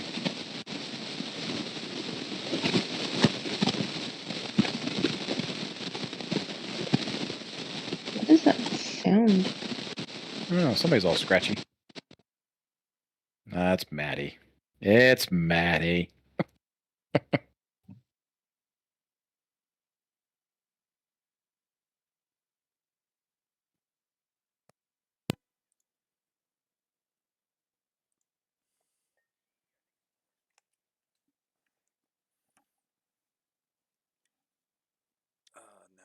Now it's time for the alcohol. That's what I had to go refill too. It's finally sufficiently cold. Mhm. But I have these little like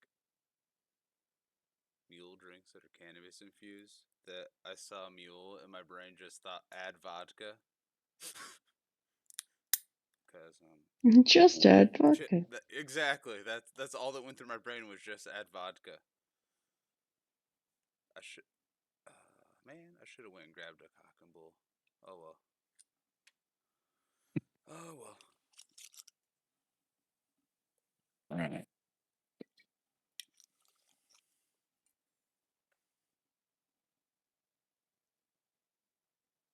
Guys did some damage. Woof. Hmm. Mm.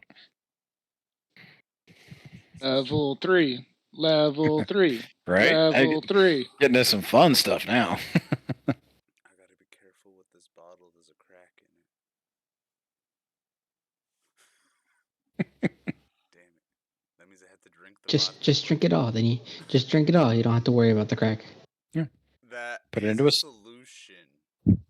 Move it to a sippy cup. You're all good. Oh hell no. I got work in the morning. And knowing my luck there'll be more ice on the road. Mm-hmm. I don't work until Wednesday. Oh Lucky wow. you. Yeah. Then after Wednesday, I don't work until Saturday. Even more gross. Oh, they're cutting hours on you? Yep. Oof. I'm working 22 hours this week. Jeez. How many more classes you got with welding and shit, dude? We There's all done? 2. The next one is starting in February. Okay. So that's what I'm waiting for. Are you able to like apprentice anywhere yet, or do you still need to get some certs? I've applied at a couple different jobs, so I just not hearing anything back. So I try like fence building companies or anything like that. Anything that does like weird ass fabrication, they always need a welder, and they're oftentimes taking on journeymen.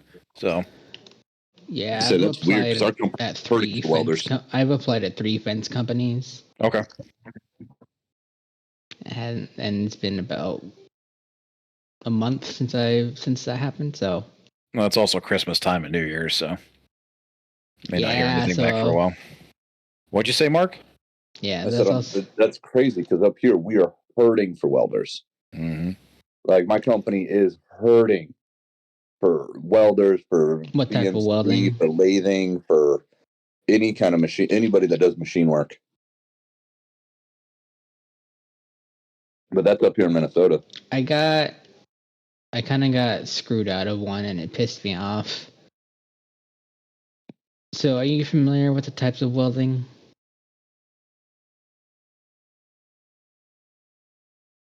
Maybe. Yeah, decently. Not probably nowhere near what you are, but I've got a general idea. At least just the name. So, like, what I'm MIG and TIG and all of that kind of stuff. Yeah. Yeah. So I'm certified in MIG. Okay, and so I applied for a MIG welding job. I went in,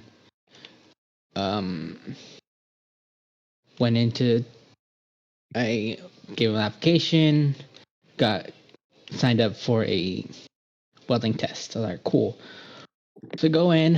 I had already dropped off my certification a week before when I dropped off my resume, and the application.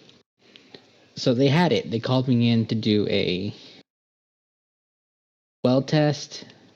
So I went, got there. It was at 8 in the morning. Got there at 7:51. The foreman guy came out like, hey, give me like 15 minutes. I got a meeting I'm gonna be into. It'll be a bit. I was like, all right, cool, no worries. He didn't come out till 8:45. So I was just sitting there in the lobby for basically an hour, waiting for them to come out. They came, like, hey, do you have your certification with you? Like, oh, I dropped off a copy with my resume. It's like, okay, I'll go find it. So I go to the back, start warming up for the weld test, and the foreman comes like, hey, you need to have your flux cert. They have their flux certified welders doing MIG welding there. And because I'm a MIG welder, I can't work there since I don't have the flux. Really? Yeah. So I can't work there with the welding I'm certified in because they have their advanced welders that they're not certified in MIG welding do MIG welding.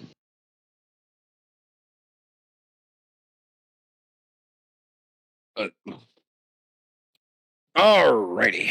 That is okay. Yeah. Oh, sorry, dropped in and out. that is, yeah. I can only imagine how frustrating that is. Sure. Yep. All right, brothers and sisters, are we good? Everybody back? Everybody set? Okay. Yep. Just a second. Gotta find my next section of notes here. All right. I'm salty with you, Marshall. I wanted to do a strength check to drag drum back in, but fine. Just reel him back in like a trout. So, you robbed me of that. We yeeted him out into the water. He acquired You know what? no one. And we then pulled him back in. Yes? You know what? Just for fun, Smalls, I'll let you roll strength to reel him back in. We'll see what happens. Yes. Nope. I mean, it's fast. it's just just like when you go fishing. It's like when you go fishing. Sometimes the worm just doesn't get anything. Yep. Sometimes you just don't catch anything. Oh, you've ruined it at this point, Marshall. So we'll just move on. Well, we'll try and give you. You'll probably have another opportunity to do something crazy here soon. So, all right. With that, everybody is reeled back into the ship to safety. Now, it doesn't take long, but I'm going to give everybody. You all got a couple minutes here as to kind of recover. Xena, you are badly injured. Okay. But you have gotten a few points of healing back from a few people. Everyone begins to take notice and take stock. The harpy bodies, there's nothing of really of value or anything like that on them. If you want to claim any kind of trophies or anything, you may. It's relatively easy. But without that, just go ahead and start chucking the bodies over. But I'm going to give everybody a few minutes to open up here to have some dialogue. Anything you want to do or say to kind of after, immediately following the battle. But the floor is yours. The ship continues to kind of churn forward, and it's still very foggy around everybody. The immediate area around the ship is clear to see, but up in the sky and further downriver, you can't see much. Floor is yours. So I'm going to immediately go over to Xena. Okay. Who's coughing? And I look at Maddie and thank you so much. Thank you, everybody. You saved me so many times, Xena. I pull out my healing potion or my healing horn and make sure to Xena, drink this. It's going to make you feel better. Drink and glug glug. Drink this healing. Yeah, it's you get 10 points back. Nice. Ooh, thank you. My back hurts. My back hurts so bad. My back hurts. Xena, I would say that as you taken that healing potion, you finally get a second to breathe, and you start taking stock of your immediate surroundings. You feel diminished. You are burning with pain of what has been torn from you, both body and soul. Your wings have literally been ripped from your flesh and are gone forevermore. Your soul, you feel inside of yourself, your spirit almost. It feels not diminished, so to speak, but you do feel changed. Your spiritual connection to the earth and that voice that you used to hear, it's silent now. For the first time in all of your decades, you hear nothing of that song that you used to hear. But you do sense something. It's just out of reach. It's in your mind. It's almost like you're trying to remember a dream. You just can't quite grasp it.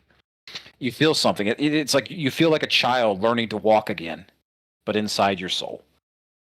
You feel like you're a student again, ready to learn lessons long since forgotten. That's it. So I'm kneeling down, bawling, thanking Maddie, and just feeling crushed and just hitting the surface softly. And crying quietly. And then I take a deep breath and I sit up and just kind of let out a ragged breath. And say, my wings, but I'm alive thanks to you all. Thank you so much. Xena has saved Maddie 3 or 4 times now, so he's definitely there with Xena, holding her as well. Can feel she's pretty sad.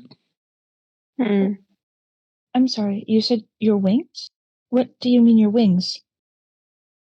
As I put mine away. My wings on my back. They've been ripped out all the way through, and they're not coming back. They've been taken off. I'm gonna look at her and circle around her and then touch where her around the area very gently. And I'm gonna be like, from the water? I don't understand. My wings are still. Is it because I wasn't in there for long? Does that happen often in the water? No, it was her, and she told me I had to pay, and that I had to remember. I've forgotten, and I'm trying to remember what I've forgotten, but she said I couldn't have my wings anymore. Who's she? Who's her? When she says that, I'm gonna take a step back and be like, she did this? She would never. She did. She did. And she would. So just beware. But there is a caveat. She said that I have stuff to learn. So I am ready. I'm ready to learn, and I will be new in this knowledge and step forward into what's next. And I'm ready.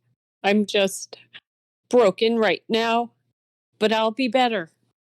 I'll be better. And I think Morn sees Xena like this and just doesn't say anything but places Xena's hand, if Xena allows it, and puts it on his chest where my heart was hit and where it's that jellyfish heart.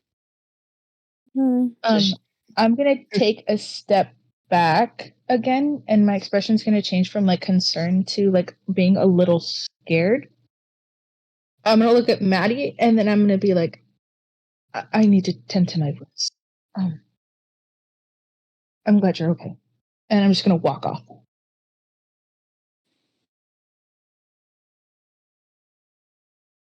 I'm gonna whisper to Xena as Morn and be like, things aren't taken, they're replaced. And you must have gained something, right?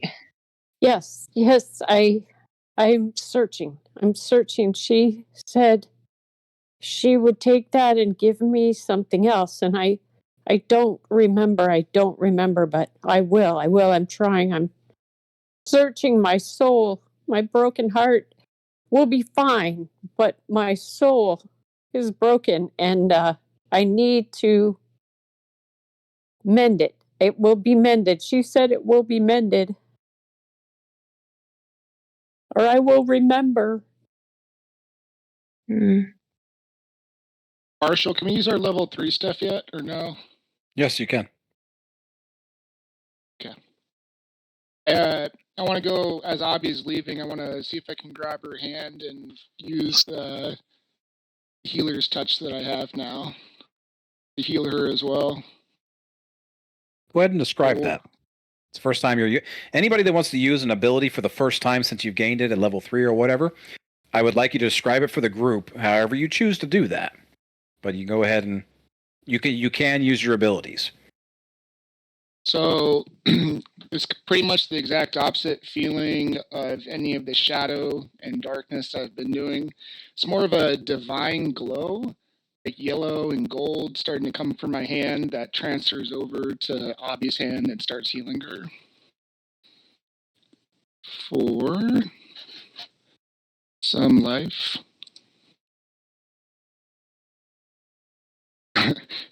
4 hit points. Okay. I'm gonna look at you in surprise and then just go, oh, thank you.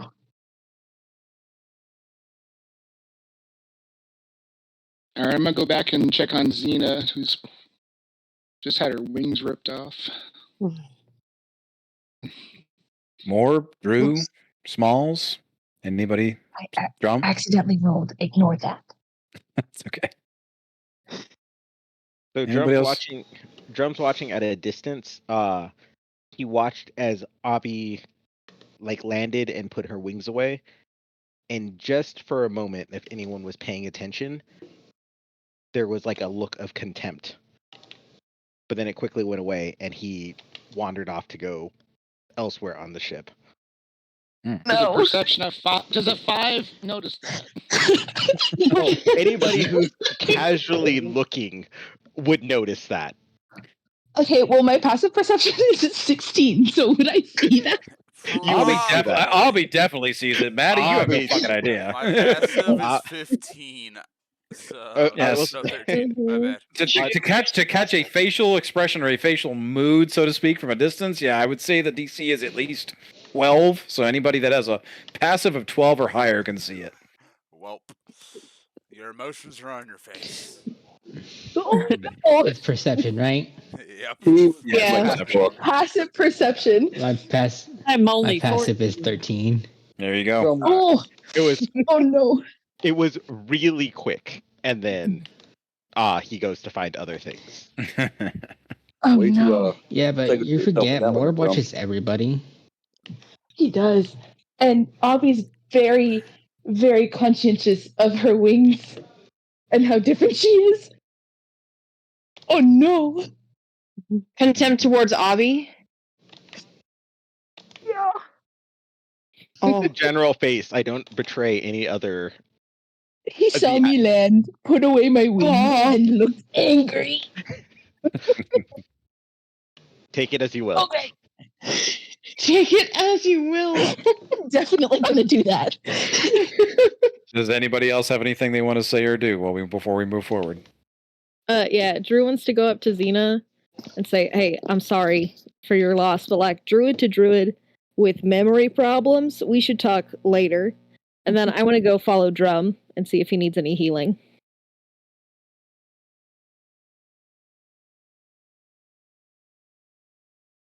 I'm going to go ahead and meditate to try and get a short rest whenever I can.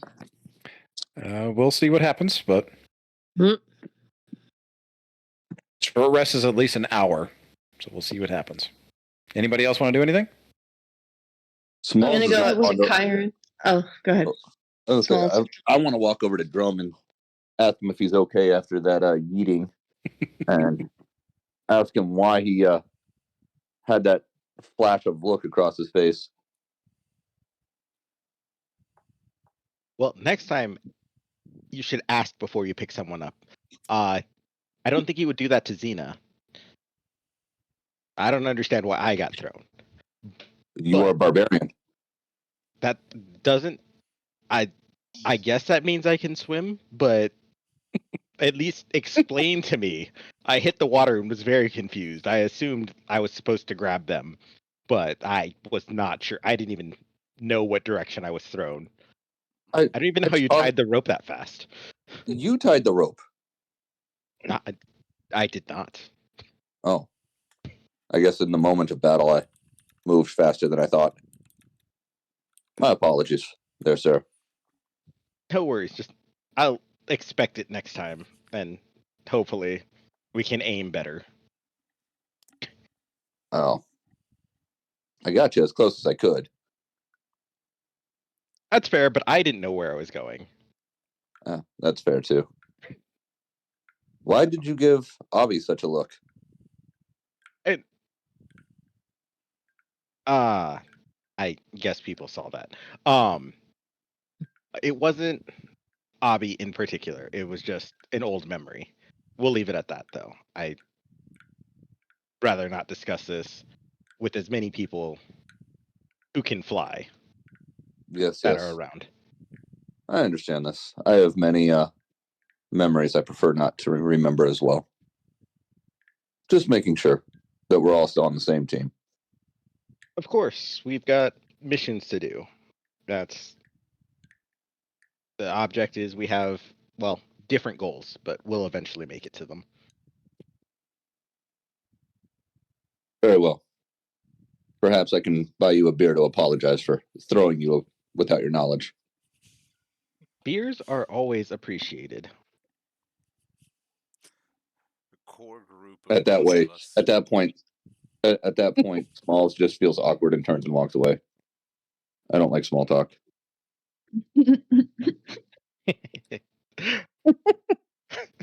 Isn't everything you say small talk? Small talk.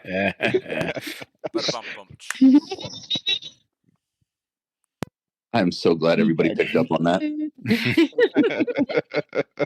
Small stock. It's around this time that everybody starts hearing a thum, thum, thum. It's almost like something is hitting the ship, hitting the boat as it lurches forward in the water.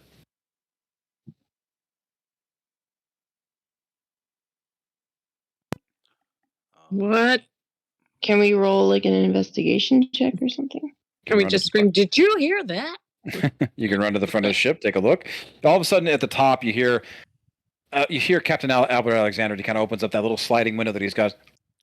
Yeah, but you gotta come take a look at this. Run over. As everybody moves towards the front of the ship at this point, the fog begins. It's not as thick as it was, with the morning starting to break a little bit. It's been only about 20, less than a half hour since you guys finished your battle. You guys have dressed a few wounds, done a few things, taken care of yourselves, got yourself stabilized. But as you get to the front of the ship and you start looking out of the fog parts, you come upon something disgusting. You're recovering, but off in the distance, as the fog starts to part, you notice a scuttled riverboat further downstream. This vessel, though, it's much, much larger than the Splinter Zombie Fingers, the ship that you are currently on. And it looks much more expensive. It's got 2 tiers. It's got visible individual cabins, at least the ones that are still above the water on the 2nd level. It's adorned with this gold filigree. It's got this rich redwood planks decorated with these ivory pillars. It also has some very impressive looking machina of channeled steam and magic. It appears to have run aground against the rock edge along the riverbank, split in half, and most of it is now underwater. Anybody taking a look now, if you want to roll me a quick, I'll say, investigation check. Anybody rolls over a DC 10, let me know. If my passive is 13, does that count? Yeah, sure. A passive 13, you would definitely see that a vessel this size that has been scuttled this way, it's definitely as if something was this vessel was churning downstream at full speed, extremely recklessly. Maybe My as if it. passive is 17. Oh yeah, it's same thing for you. It's as if this vessel was chugging downstream extremely at top speed recklessly, as if it was running from something. The closer you get, the fog parts a little bit, and the water below you is just thick with blood and gore. It's practically chum. There are bodies, or at least parts of bodies. Anybody want to roll me a perception check or have a passive over 15? I'm 16. Passive 16, you would notice that there's at least 24 bodies in the water around you. At least parts of them. Limbs, breaded flesh, torn finery.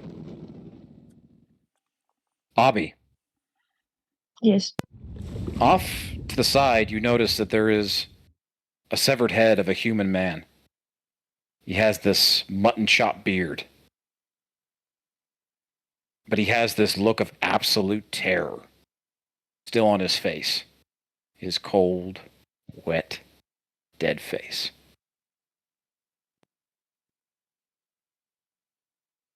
Okay.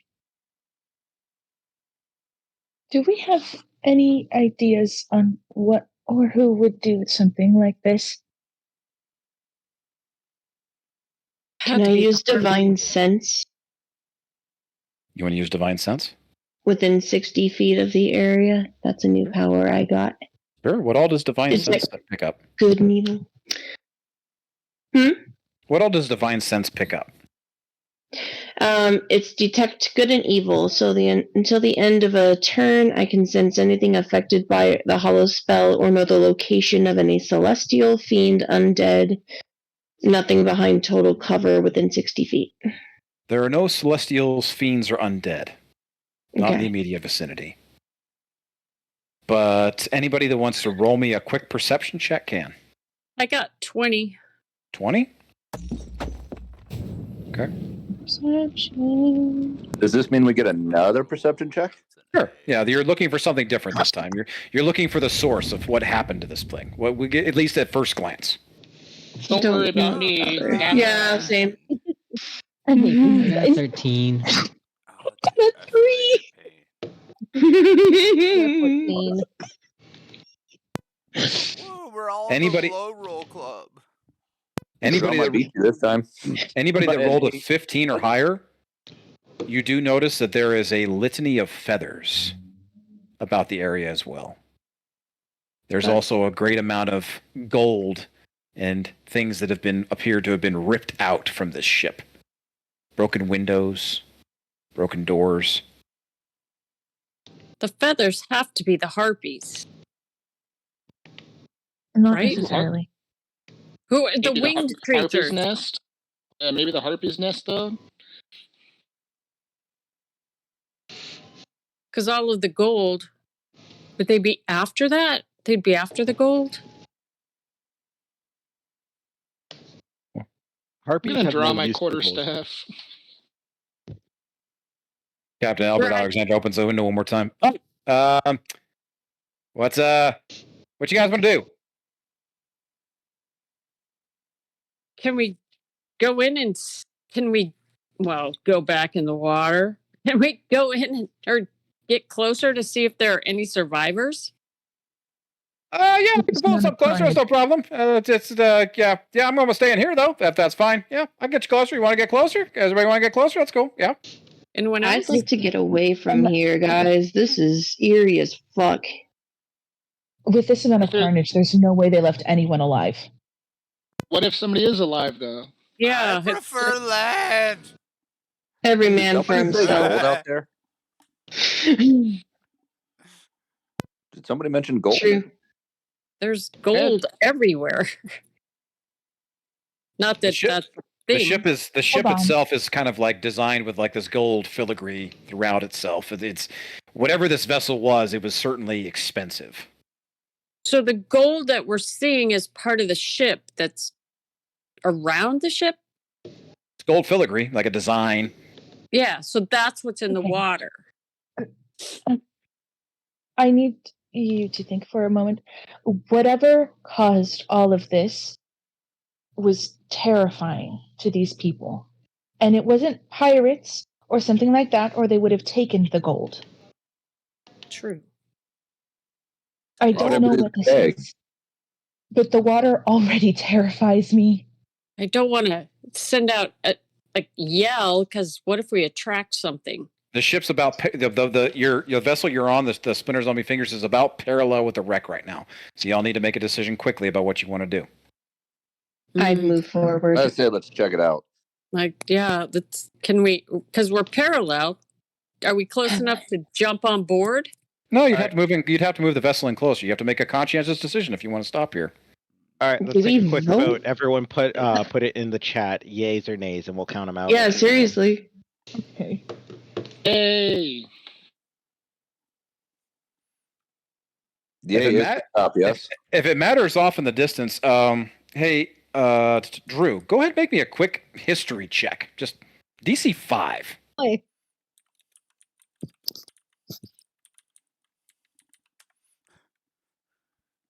That's an 11. You hear off in the distance, hey, we could use a hand over here, eh?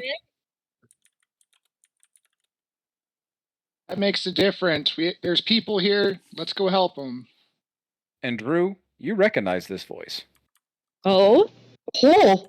Interesting.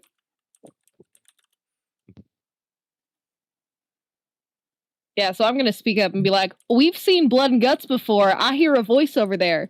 Let's go that way. A voice is a voice, though, Drew. What is so special about this one? I feel like you I'm like assuming blood it and guts belongs anyway. to a person who is alive still. I feel like you just want to go explore the blood and guts. Are you I sure heard a that person. you I heard a heard- person too. We got Wait, is the 3, voice in the 2. ship or further down the river? It's 3 and 3 from Maddie, Smalls, Monica, Lindsay, Wales, and Alex. Is Wales actually a Right? nay, or is it like a? He One says- sled. He said, He says nay. So He said yeehaw nay. is Yeah. Gaelic for no. Okay. I saw Yeah. 9. So and it's- I see a nay. people. Is that a It's horse 4, pun, 6 by to the 3. way? Yeah, it was. Yeah. Wait, He where's said the no. voice coming from? Where's the voice coming from? It appears to be Yeah. coming from the wreckage somewhere. You can't quite Oh, see through the okay. fog, but I thought it was further down. no, it seems to be coming from the wreckage. With All Drew right, saying fine. yes, it means that Yeah. the majority rules of yes. All right. As the group begins to vote and shout out, like, yes, it's like it seems that the majority, Captain Alexander up at the top is like, all right, fuck it. You know what? I want to take a look myself. And he begins turning the wheel, and he gently, as much as he possibly can, docks up against the wreckage of this steamboat, this gambler double-decker boat that is just barely still aloft in the water.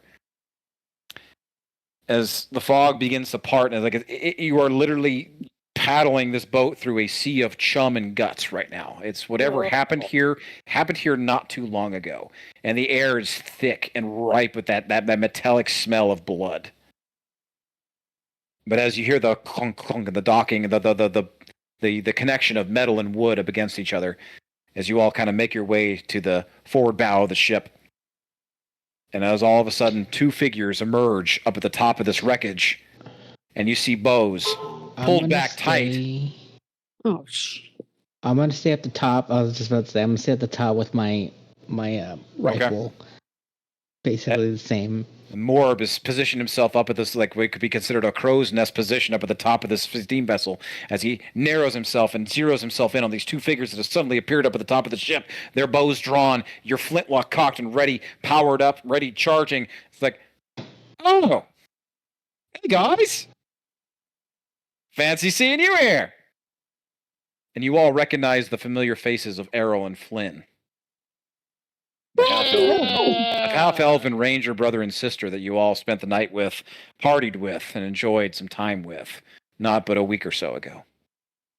Fuck yeah. I'm just gonna It's you wave like guys. a retard. Oh, I'm just gonna wave. Forrest Gump style. It's the I bard. literally just go, oh, thank God, it's someone we know. Smalls is visibly disappointed. He wanted to fight. My hand against the wall and just like steady myself and just be like, oh my God. So Guys, Zena raises her hand and yells, "Yo, what happened over there?" Well, it appears these rich. Horn. Well, it appears these rich fuckers had a bad run-in with some harpies, eh? You all look a little worse for wear. What happened to you? This is Errol speaking to all of you. The Harpies. brother. Harpies also. Ooh, that's rough. That's rough. Everybody okay? Survived. I'm We like, all No one's survived. dead. I Hey. might pass out right now, but we're good. Hey, not dead is good. Trust me, not dead is good. Hey, you guys want to give us a hand? We found somebody still alive over here. He's kind of being a dumbass, though. You want to give us a hand? Yes. Yeah. going over to help. As everybody Yeah. starts piling over the edge of the ship, you all start to take stock of what kind of a vessel you're on. It's literally almost like it feels like a casino barge of some type. This is some kind of like it's fancy. It's like there's, as you start kind of like peering in some of the broken windows and the busted in doors, there's this like there's this velvety carpet. The furniture is all of high demand or high well made. Chandeliers on the ceiling, kind of like dangled and still cockeyed because the ship is barely underwater and on its side. It's whatever this vessel was, it was high end. But go ahead and make me on the passive perceptions and checks you've already set, and the guys have already set, you all notice that the bodies and everything in the water, there's no armor, there's no weapons. There doesn't appear to be anything resembling like a guard or an escort or protection of any kind. Whatever the hell this vessel was, it thought it was perfectly safe just the way it was. But as you all start making your way over the railing onto the ship and investigating things, the floor is yours. I know I was at the top. I'm gonna go down to the captain. Okay. And I was like, anything you want me to look for, Captain? Hey, yeah, go check out the machina in there. You know, anything that generates power over there. You know, anything that might be of value. You know what to fucking look for. Stuff that might be of value to me. Hey, these fuckers are take dead, off my right? armor. Okay. And then I'm gonna jump into the water. Okay. Just kind of taking a look around, or what are you looking for specifically? I'm gonna look at the machines and stuff like that. Try to go to the where I would know where like the generator room would be, like the boiler room type thing. As you can't really quite access it from where you're at. It's going to take you a few minutes to kind of navigate through. But go ahead and make me a quick investigation check as to what you're looking at down here. Can I try to go see if there's this place underwater? Yeah, that's what I'm saying. If you want to try and find an access point that maybe something was wrecked underneath there, you're going to need to make me an investigation check to try and get in there. Okay. I would like to remind you I can hold my breath for an hour. Yeah, you're good. I got no problem with that. 15. 15, hell yeah. On a 15, you're definitely able to the way that the ship ran aground, it was ruddered completely up against the rock. So there's a lot of damaged stuff underneath here. The paddle itself, the steam mechanisms that feed into it, they have been badly damaged. But there's a lot of expensive high-end copper piping down here. A lot of the things that feed into the machina themselves. You can't quite find a core or a source of power or anything just yet on a 15. But if you want to spend some time down here investigating and checking it out, you could definitely find something of value that would definitely interest the captain up above. It's going to take some time to salvage it, of course, but you can definitely find something. That's fine. Yeah, I'll do that. Okay. So while Morb is down below, all of a sudden, anybody that takes notice, you notice that Morb is kind of stripping down, going total shirt cock over there, and dives into the water, and he just disappears. And we should have threw him in there for Xena. Why we throw a drum? I'm surprised he didn't melt. I was about to ask. Made out of now. Can anyone see him in there? Is he taken in the water? I would say Morb is kind of like a translucent jellyfish in water, so you can't really see him unless you're like right next to him. Okay. Dude. Or like one of those plastic bags that you think is a jellyfish, but it's just a plastic bag. Full of water. Drifting in the wind. Full of water. All right. While Morb is down below doing his adventuring, investigating, spelunking, everybody else kind of topples over and starts beginning to following the twins. Drew, you do notice that Flynn is there as well, and just kind of gives you this little look, just kind of a nod in your general direction. I'll return the nod. Okay. Very much so in there. Go ahead. I want to try and like hide my arms. I don't think Drew is wearing sleeves, but he's still wearing the cloak that she gave him. Okay. So you want to try and hide my arms, yeah. Okay. Because it's up to my elbow now, right? Yes, it's up to your elbow now. Go ahead and roll me just a quick stealth check. DC 10 to hide it.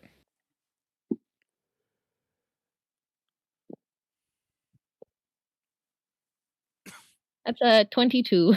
Oh yeah, you're good. You quickly kind of tuck your hands behind the cloak and just kind of return that friendly nod ever so slightly, and it's just like, yeah, you're good. You begin moving forward. The twins lead you kind of through the wreckage ever so slightly, and it's almost like they lead you inside of the vessel. And you come into this open like ballroom type area. There's a lot of like gambling tables that have tipped over on the edge. There's just a lot of carnage in here. There's no real like blood, so to speak. It doesn't look like anything really went down in here. But there is somebody sitting off on the far distance. It's a halfling male, no shoes. He's got some finery, a long coat, dark in color. He's got a nice vest with this like plumage thing going on with his white shirt underneath. He's got a long set of golden blonde hair, big thick mutton chops on his side, or for a beard. But he's kind of sitting back there against a chair, kind of as much as he could possibly be away from everything, just kind of rocking back and forth though. Oh, well, Xena wants to head forward and run to him and kneel before him. And as are Xena you starts to like move faster, I'm going to like put a hand on her and be like, he might be in shock. And I'm going to hand her the stuffed animal that they left me, give it to her, and tell her, place that in his hands. It will help. Okay, so I move forward and I wink and say, okay, thank you. And so I trot over there and just kind of kneel before him because he's a halfling, so I'm not much bigger than him. And I look into his eyes and I hold the stuffed animal up to his face. You held it up to him, or do you give it to him? I hold it up to him to see if he reacts, and then if he reacts positively, I hand it to him. He has no reaction. He's kind of shaking back and forth really quickly, like to and fro.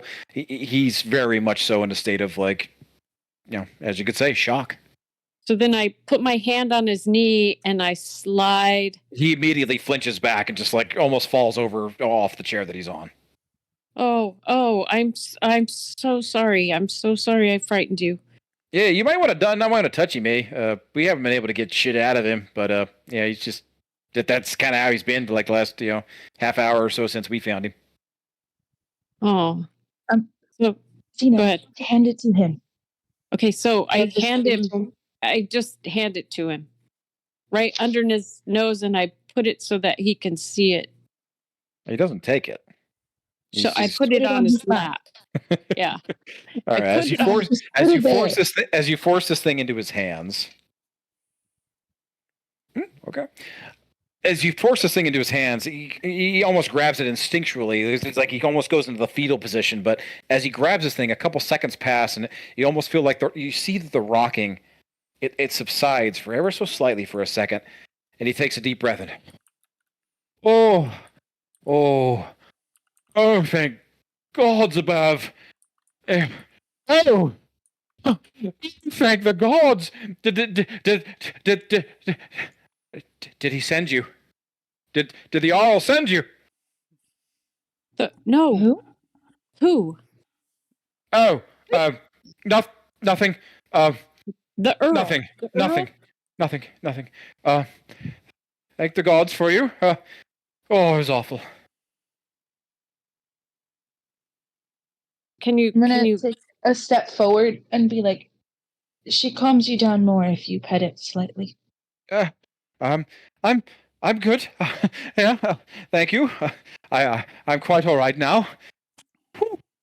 Yes, quite all right. Quite all right. Ooh. You mentioned the Arl. Are you talking about the Duke, Arl Rex? Did he send you? He did not. We happened to pass by and... Oh, then I'm certainly not talking about him. No, not at all. Of course not.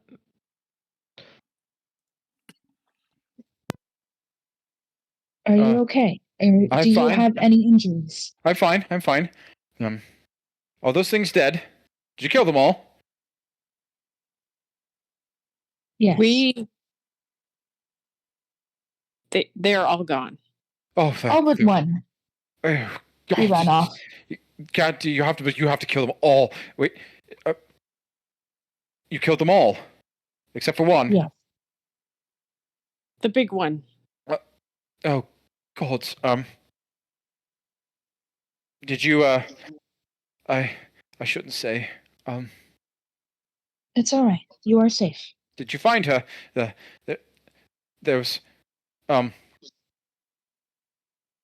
my traveling companion. Did you find her? She's Vidalcan, tall, lovely. Have you You are seen the her? first one we have found so far.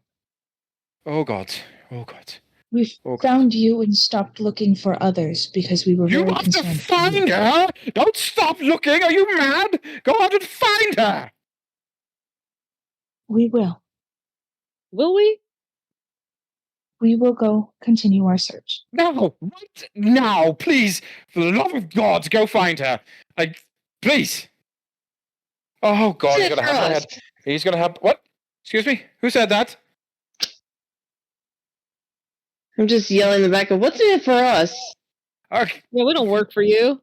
Look, just please find her. These things, they attacked us out of nowhere. Everyone started screaming. There was so much blood. I tried to help her. Yes, I tried to defend her. I fought them off as best as I could. But last thing I remember, they had them in her talons, and they were flying off. She was screaming. It was. Yes, I tried to save her. Take. What? Huh? Who they take? My traveling companion. Please just find her. She's a Vidalcan, tall, lovely, green dress. Please just find her. Okay. Did you sustain any injuries while you were protecting? Fine. Stop worrying about me. All right. I'm gonna turn around and like give them like a little look, like I don't know about this one, and then continue Snatch to look your around. stuff. I'm gonna look around and see if I can find anything. Okay. Go ahead and make me a perception check or investigation, whichever one you're looking. Whatever you might be looking for. And anybody Okay. else, what are you doing? Well, I stand up and look around and walk off in Abby's direction, but I start searching in a different direction. I don't know what I'm looking for. Could I roll an insight to see how truthful he's being about his travel Please. companion? Go for it. I got a 12. 12 investigation? Yes. Okay. In the immediate room, it's not a whole lot on a 12. Like I said, it seems to be some kind of like gambling den. There's like a lot of overturned tables. There's a lot of chips. You do happen to find like 12 gold pieces just kind of like littered around the ground, but nothing too crazy. It's like, there's literally no bodies in here. Whatever happened to this thing, whatever this attack occurred, it did not occur. It did not occur in this room. Okay. And Wales, if you wanted to roll that insight, go ahead and let me know what you got. 14. 14. He is definitely not telling you the whole truth, but you're not quite sure what he's hiding. It feels I doubt off. he actually protected her. He said, "Oh, I definitely was protecting her for sure." That's a lie, sir. I bet you were typing in the corner. The reason for me wanting to roll an insight is like, yes. But did you Yeah, really definitely. protect He her? was big and strong and brave, for sure. Arrow kind of like nudges Kyron in the ribs, like, we found him in a fucking closet, eh? There's no fucking no fucking weapons. He's got no blood on him. It's like, I don't know, but whatever. Like he said the same. He said the same thing to us about you please find her, but that's all he fucking said. He hasn't given us much else to go on. Now these fucking harpies, they've been a fucking problem for a while. Not exactly our bag. We sister and I, Flynn and I, we hunt bandits. We don't really deal with harpies all that much. I'm going to walk up to the very kind of erratic halfling and casually take Abby's doll back and say, "Well, if you're feeling better, you don't need this anymore." That's fine. Yep, that's perfectly fine. I appreciate the assistance.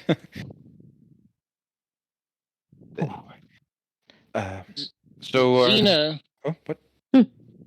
Xena, do we still have you tried to call Lucky yet to maybe he can come out here and maybe help us search around and stuff? Oh, yeah. So I jump off the one ship to the other and I run to the deck. Oh, Lucky. And I call to him and I don't see him. He's nowhere to be found. Wouldn't he be in the necklace thing that we got him? Yeah. Right. The collar. So I just call you would need with to summon him. Mm-hmm. Snap your finger.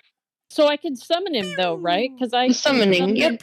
As you grab the summoning portion of the collar to bring him into this world, he's not in there. He's on the deck. He's on deck somewhere. He's not in the protection world. He scampered away when everything started happening. So I am searching under every seat, every cranny, every nook, and all of a sudden I see a tiny tail. He's actually below deck.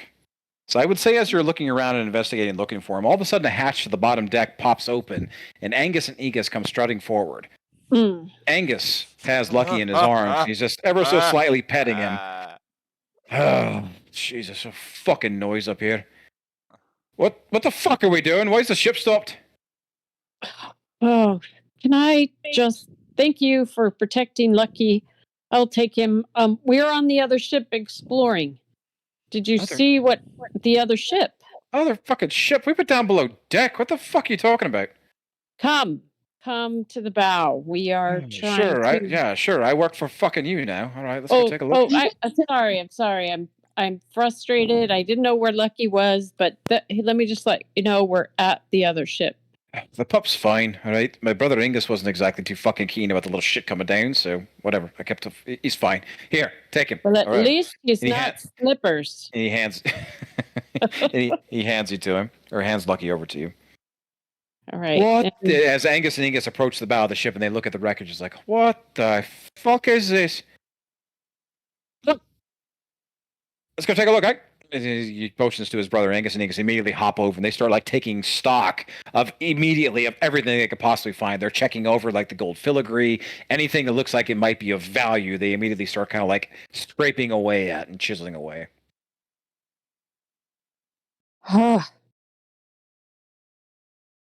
so I jump to the other ship, and Lucky follows, and I just tell everyone, look, Lucky's here. Lucky's here. Lucky's safe. Our puppy's safe. He's just sitting in your arms, kind of. Yeah. Would you like me to put him down? I'm gonna go up to the guy and be like, "Do you have anything of hers that our dog could possibly get a scent from?" Like anything of something that she holds onto or has touched fairly recently. I don't know. I just have my things on me. I don't have any. It would be in her cabin, but I don't. It's by the look of this fucking place, it looks like it's underwater now. He doesn't have saliva anywhere that we can't see, does he? What? His saliva? I thought it inappropriate to ask that. I didn't ask him. I'm asking the rest to maybe ask for me.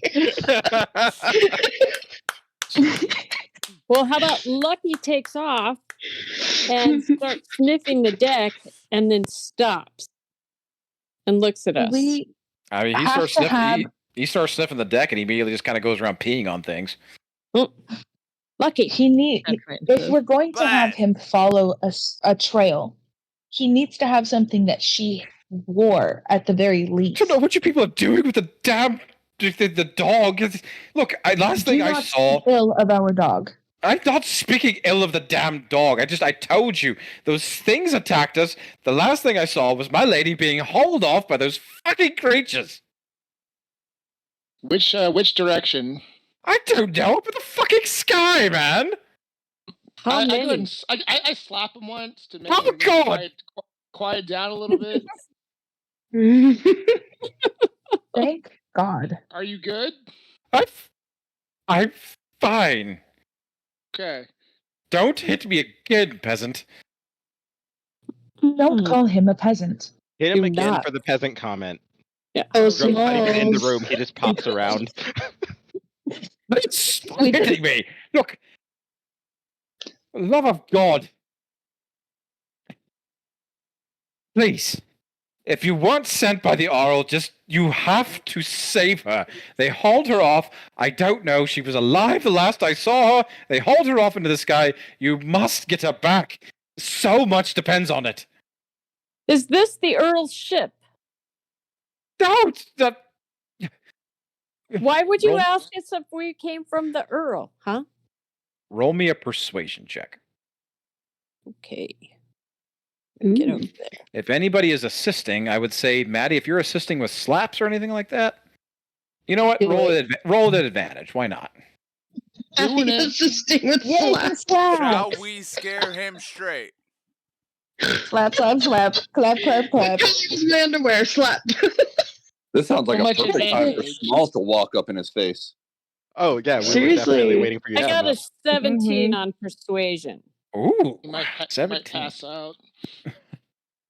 Oh, for the love of God, as everybody starts crowding around him, is like, you have Xena here, very much so in her like pissed off state. She has just suffered a traumatic loss. She's in a lot of pain, has no patience for this bullshit. You got Maddie kind of slapping the guy around.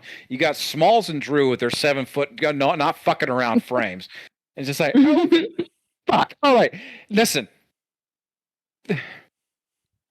My lady, my name is Higgins, all right?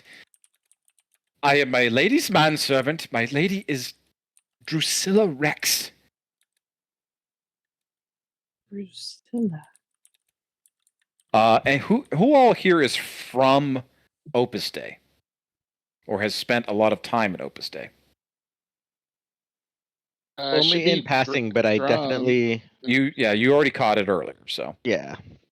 Isn't me and Morb affiliated with Opus Day? anybody? Okay, just roll me. Well, like I said, we're fine. It's like I would have everybody roll history, but for the sake of expediency, Rex is the name of the Arl of Opus Day. House Rex.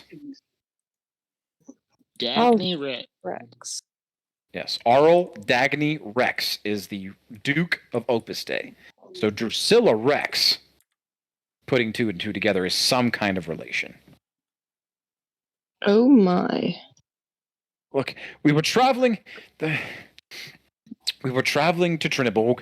We booked on this fucking pleasure cruise because the lady wanted to have one last wild fucking hurrah before she marries off to that pompous douchebag. Look, we weren't expecting this. This has never happened before. You Why have would you go? What is a pleasure cruise? It's I'm sorry, that is irrelevant currently. I will ask my questions later. Saliva, man. So you've been on a ship like this before? Of course I have. The lady loves to party. But why would you go At on least- a at least ship she- at knowing least she- that she was as important as she is without some sort of protection? We didn't exactly travel under her fucking name.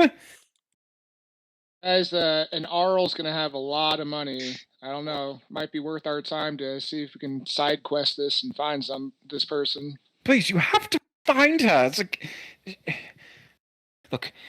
And she was wearing green. We trust this shady little thing. A green cloak, green cowl. Like, look, they took her. That's all I remember after I was. Okay, so are they the harpies? Who I don't know are what the they? fucking call those wicked bitches with the feathers. It was the harpies, yes. It was. There are a lot of winged bitches with feathers, though. I think we owe Well, the harpies one still, right? So no matter what, I think we should find some harpies just to beat down on. Maybe make some coin out of it. It's only been a Small, couple. simply questions. Wants everybody to think about this guy has been shady with what he's been saying from the beginning. Do we trust this little fucker? He's yet to tell us what Technically, the only Priscilla is reason- to him. Not just I some do believe companion, the only I'm sure. reason he lied is because he was a coward. Well, a coward who claimed he did everything he could to protect this woman, his charge. And now we find out that he was hiding in a closet, can't tell us anything certain, and sounds shifty and shady. Well, he wants you know us what? to save his ass because he can't do anything about it. If he backstabs us, Balls can just rip his arms off. I mean, let's be honest. But aren't we on, This sounds like a good time. aren't we on a bit of a time crunch, though? We were supposed to make our way. That is something to ask the captain. Yeah, guess we're on we the make our captain's decision. time. I guess we make the decision based on that. Honestly, it's no matter to us whether he lives or dies. And I'm not eager to go into a harpy's nest. Well, that Should we sounds like take fun. this guy with us to explain things to this Duke to give us like a proper bounty?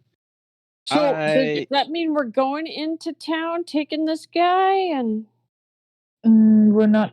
If we take this, we're not going to town. We are going to the harpy's nest to find the woman who is apparently going to be wed soon.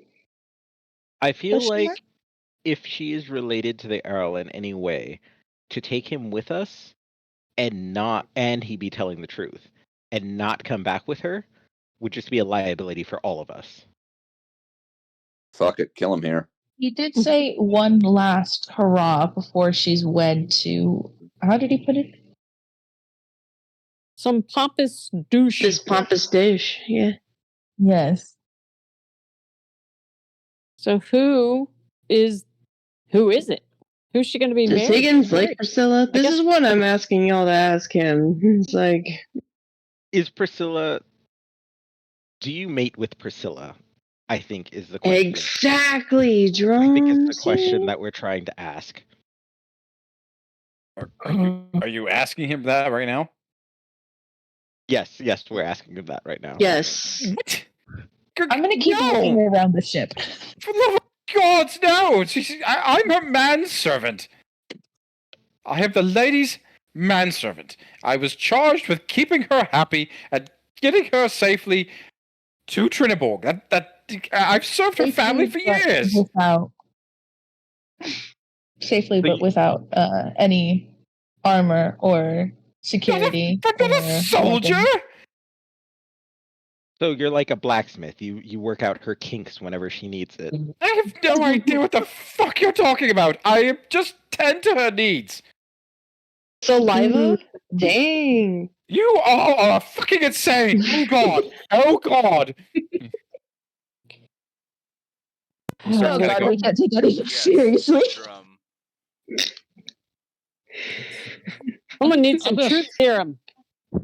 I'm gonna start seeing if I can see any clues, like towards like the mountains or the land or anything at all, where a harpy's nest might be. Like, I mean, that's a long shot. But I'm starting to investigate. The fog is starting to the fog's starting to part ever so slightly. It's like you can tell where you're at is along the river's edge. It's a very rugged, rocky outcropping. You are up against a cliffside here. There's enough space for you to kind of get out into the land and maybe get a lay of something later on, further deeper in. But you can make me a survival or a perception check if you want to try and figure something out, or you can try and make me a history check on what you might know about harpies. Anybody can do either of those three. Wait, what were the three options?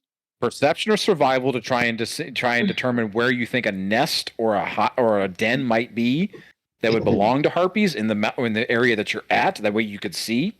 Why would you throw survival? Just you're trying to get perception is what you can see. Survival is what you know of the land. Okay, I'm rolling survival. Or you could roll history against what you might know against harpies. Okay. I rolled a 24 in survival. Nice. Okay. I think that's the winner. I got a 17.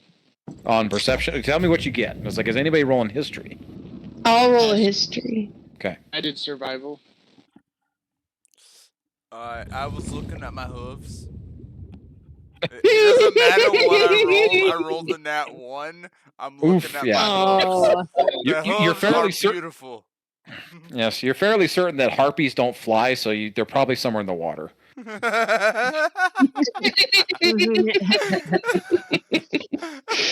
were in the feathers are in the water, man. They live down there.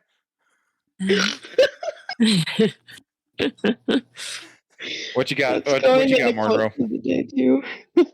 Is anybody else rolling anything?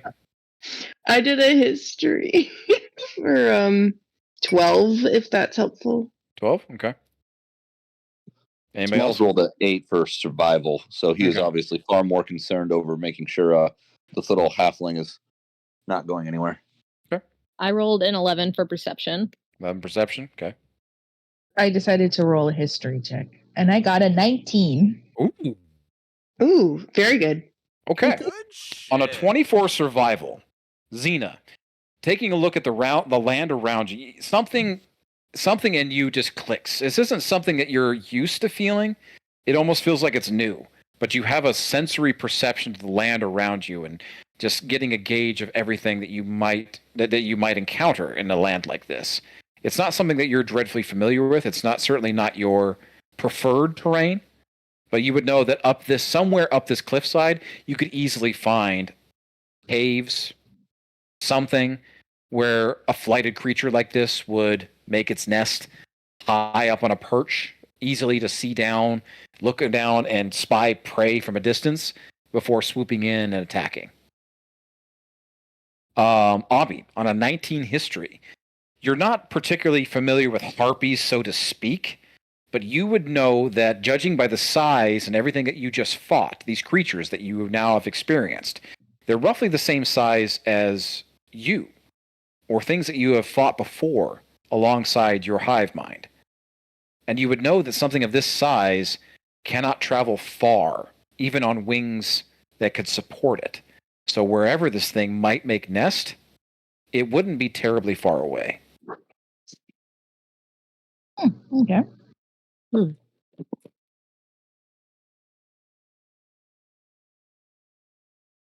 With that, the floor is. I return the floor to everybody else. What do y'all want to do? Okay. Well, either way, I do still want to get back at the harpies for all of the damage that they did earlier.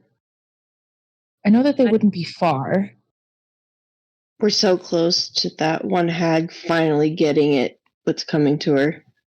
The I'm sure terrain. Smalls can agree. This area seems. I don't know how to describe it, but we could attack. We could find them. We could. The terrain would be such that we. I don't know how I know, but it's an area that I sense is compatible for us to find these harpies. I asked the captain if we have time. Can we? Yeah. How much do we have time that we can try and help this this gentleman? Through your conversations and moving back and forth throughout the ship, some of you make your way back to Captain Alexander. He is very much so interested in this ship and what he can probably salvage from it. Morb is still down below. Listen, there's, I'm going to be honest, there's a few things here that I'm interested in, and obviously these poor dead fuckers aren't going to make much use of it, so, listen, you guys want to go off and play hero? You be my guest. I'm going to be here for a while. I'm going to take what I can, and I'm going to stay here. I will give you this. I'm leaving tomorrow morning at the break of dawn, no fucking later. So either be here or you're walking. Well, that settles it then. Anyone that wants to participate can come with me. Anyone that wants to stay behind can stay behind. Zena's Let's going. do it, Maddie. Let's do it. I'll go. You guys need me, so I'll go. We do. Shit, I guess I'm going. Yeah. Where's Morb? He's still down below water. We'll give him a couple Morb's helping that captain out. Salvage. Morb, I would say at this point you've surfaced and you've been kind of filled in by everybody what's going on. Now the question is, what do you want to do? Do you want to stay and assist the captain? Stop it. Or do you want to go and fuck some shit up? Alex, you're back. Are Okay, good. still things that Morb wants to look for, so he'll stay. He wants to stay and help the captain? Yes, and also himself. Valid. I like that. I like that Okay. answer. Morb is going to stay behind. All right. So everybody else is going to go, though. Yeah, do we have to let Ingus and Angus know? Oh, they're well on board. Like It gives them time to scavenge too. The fucking captain's not going to go anywhere. All right, so fucking goddamn. All right, come here. Everybody, fucking gather around. Yes, coming. Bunch of fucking Gathers daffy around. bastards, a lot of you.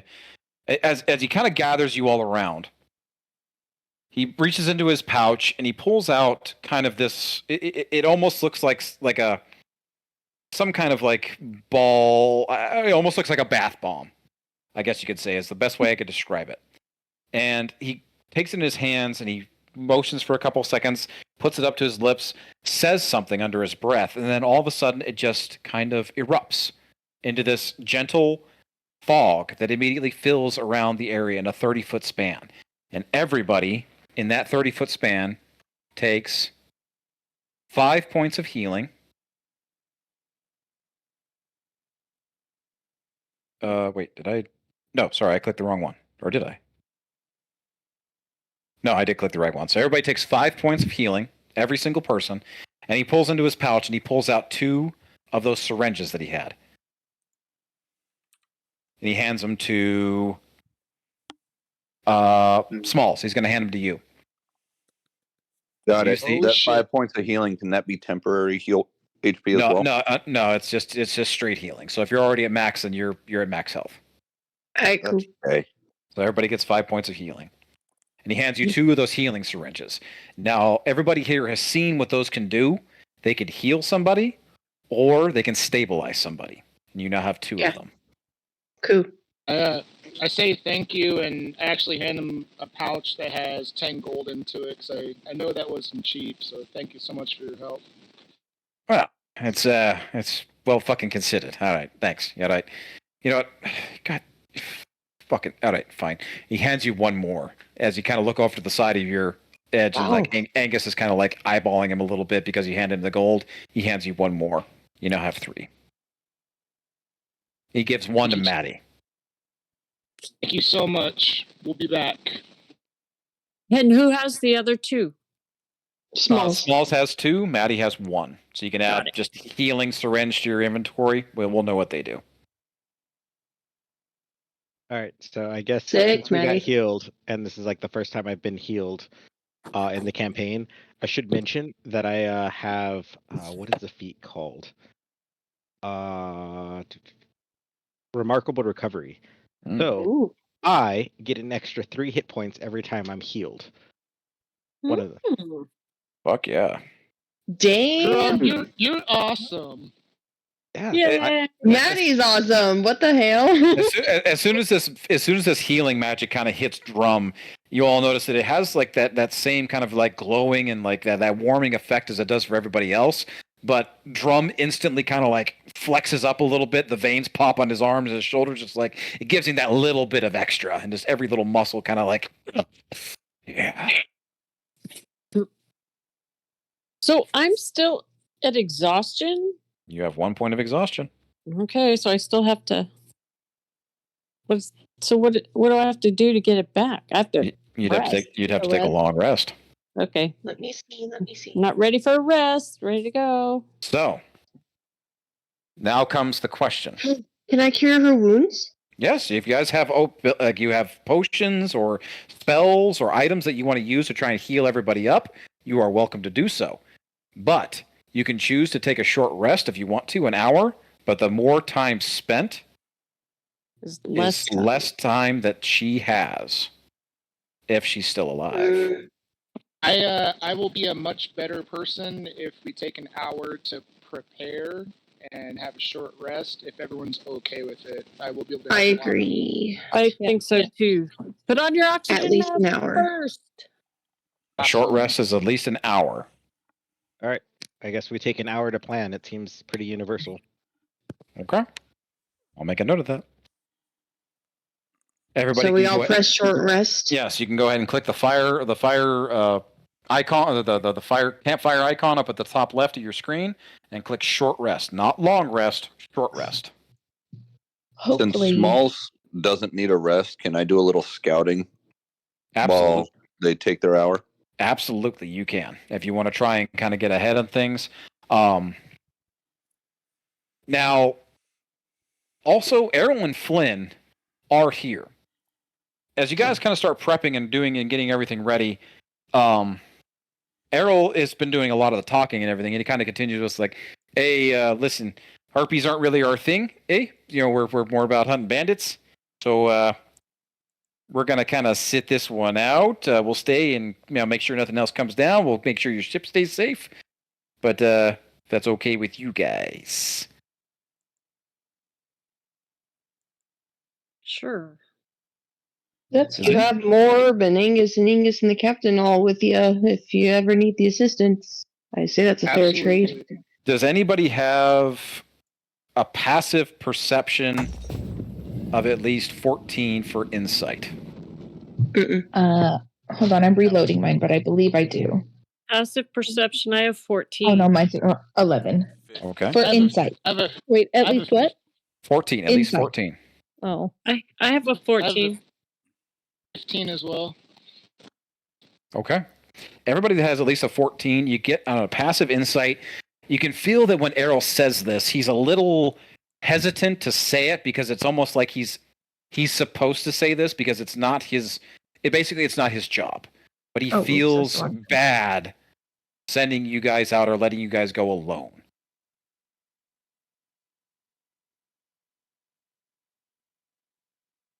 Oh, that's fair. So, like I say, you can help with the spoils and maybe make sure that the spoils are all even amongst everyone and that there's fair trade. I don't really have anything in the way of spoils here, love. It's just kind of a ship. It's I ain't gonna be divvying up body parts. Yeah. No, but Check a hand, check a neck. There's some jewels to be found, I'm sure. For fuck's sake, Arrow, let's just go with them. I'm so fucking sick of listening to this shit. And you see what these fucking things did? And you see kind of Flynn off in the background just spitting off. She's been quiet this whole time. Let's just fucking go with them. I'm so fucking tired of seeing these goddamn monsters do all this shit. And, we're like, oh, well, we gotta hunt fucking bandits all the time. Let's go fucking do something that matters. Yeah. join us. So I'm gonna Go. allow somebody from the group can roll a persuasion check. You're gonna need at least a 15 to convince at least Flynn to go with you. If you can get I at have least a +5. if you can get at least an 18, Flynn and Errol will go with you. Drum and I are feel out. like We're you stuck should at least. play the horn you were given. If there's Morn- anything that you can do to justify getting advantage, I will listen to it. Morn should play her horn that was given to her. I was gonna say. Well, can That's I a get battle advantage cry. if it's just Flynn? If you want to try and use something that you have with Flynn, some kind of relationship or something, to try and convince them, to try to add to it, I will absolutely allow it. Tell me, convince me. All right. Well, Drew's gonna walk over and be like, "Hey, I've been wanting to talk to you anyway. I'm so excited that we saw you again, but I want to fight by you. I want to see what that's like. You had stories. Now you got to back it up." Arrow, we're fucking going. Let's go away. I don't have to. No, it's you could give advantage. Using that, I will allow whoever rolls to roll at advantage. It's still a Okay. 15 to get Flynn to go, 18 to get Flynn and Errol to go. So that's a 17. persuasion? Persuasion. Whoever wants I to have a roll it. +5 to my persuasion, guys. Yeah, I think that's Monroe is gonna get that. Mhm. Oh, Ah. Monroe. Well, Look at I got a that. 17. I got a 5. It's one person gets to roll with advantage. Yeah, only one. Oh, sorry. So one person gets to roll with advantage twice. So Xena and Monroe, if you're going to be the one person, everybody else's rolls are disregarded this time. Okay, Monroe. You get 2 times. Monroe. I get 2 chances. 2 And chances. if you don't Roll it. behave, I get turned into a goon. I got you. All We'll see. right. Don't muck it up. Good luck and don't fuck it up. All right, the Muck. first one. I said muck with an Yeah, M. that'll work. Oh, Oh, okay. 23. 23. Oh, hell yeah. On a Yeah. 23, describe how you want to encourage the brother and sister of Errol and Flynn, these fellow mercenaries of a different company. How do you want to convince them to join you hunting something that is not their particular forte on a 23? Hmm.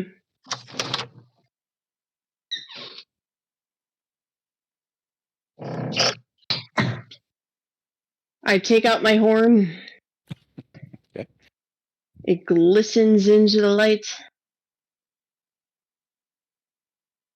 I do one singular note. And then. Oh, I have it.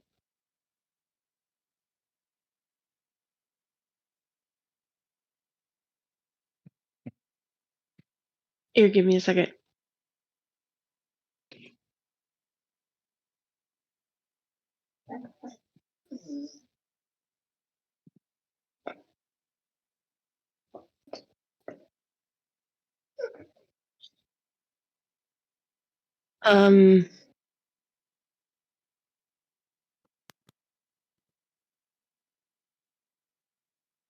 Shiny jigs and sailor wigs. Arrow will hit you.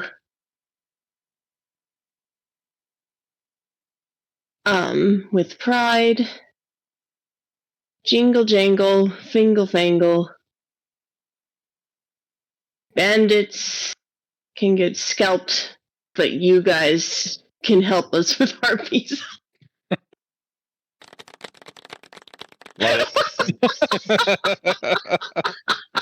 Nothing rhymed, and that's how it works. Perfectly timed.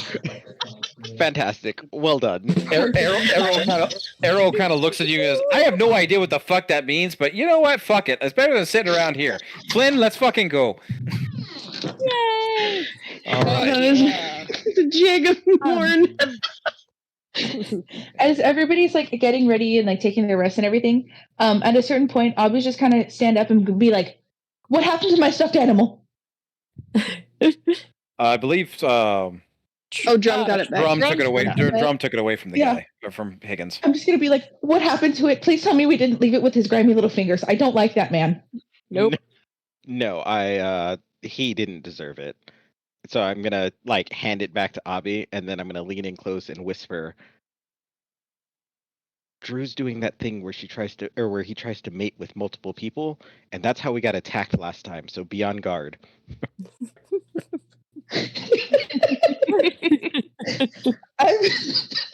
Some people are polyamorous. Drum, leave me alone. You're not being judged. I'm judging Drum's judgment.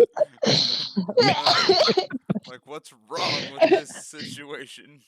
I thought that Oh, was Drum. normal. All right. Um, Has everybody taken a short rest? Yeah.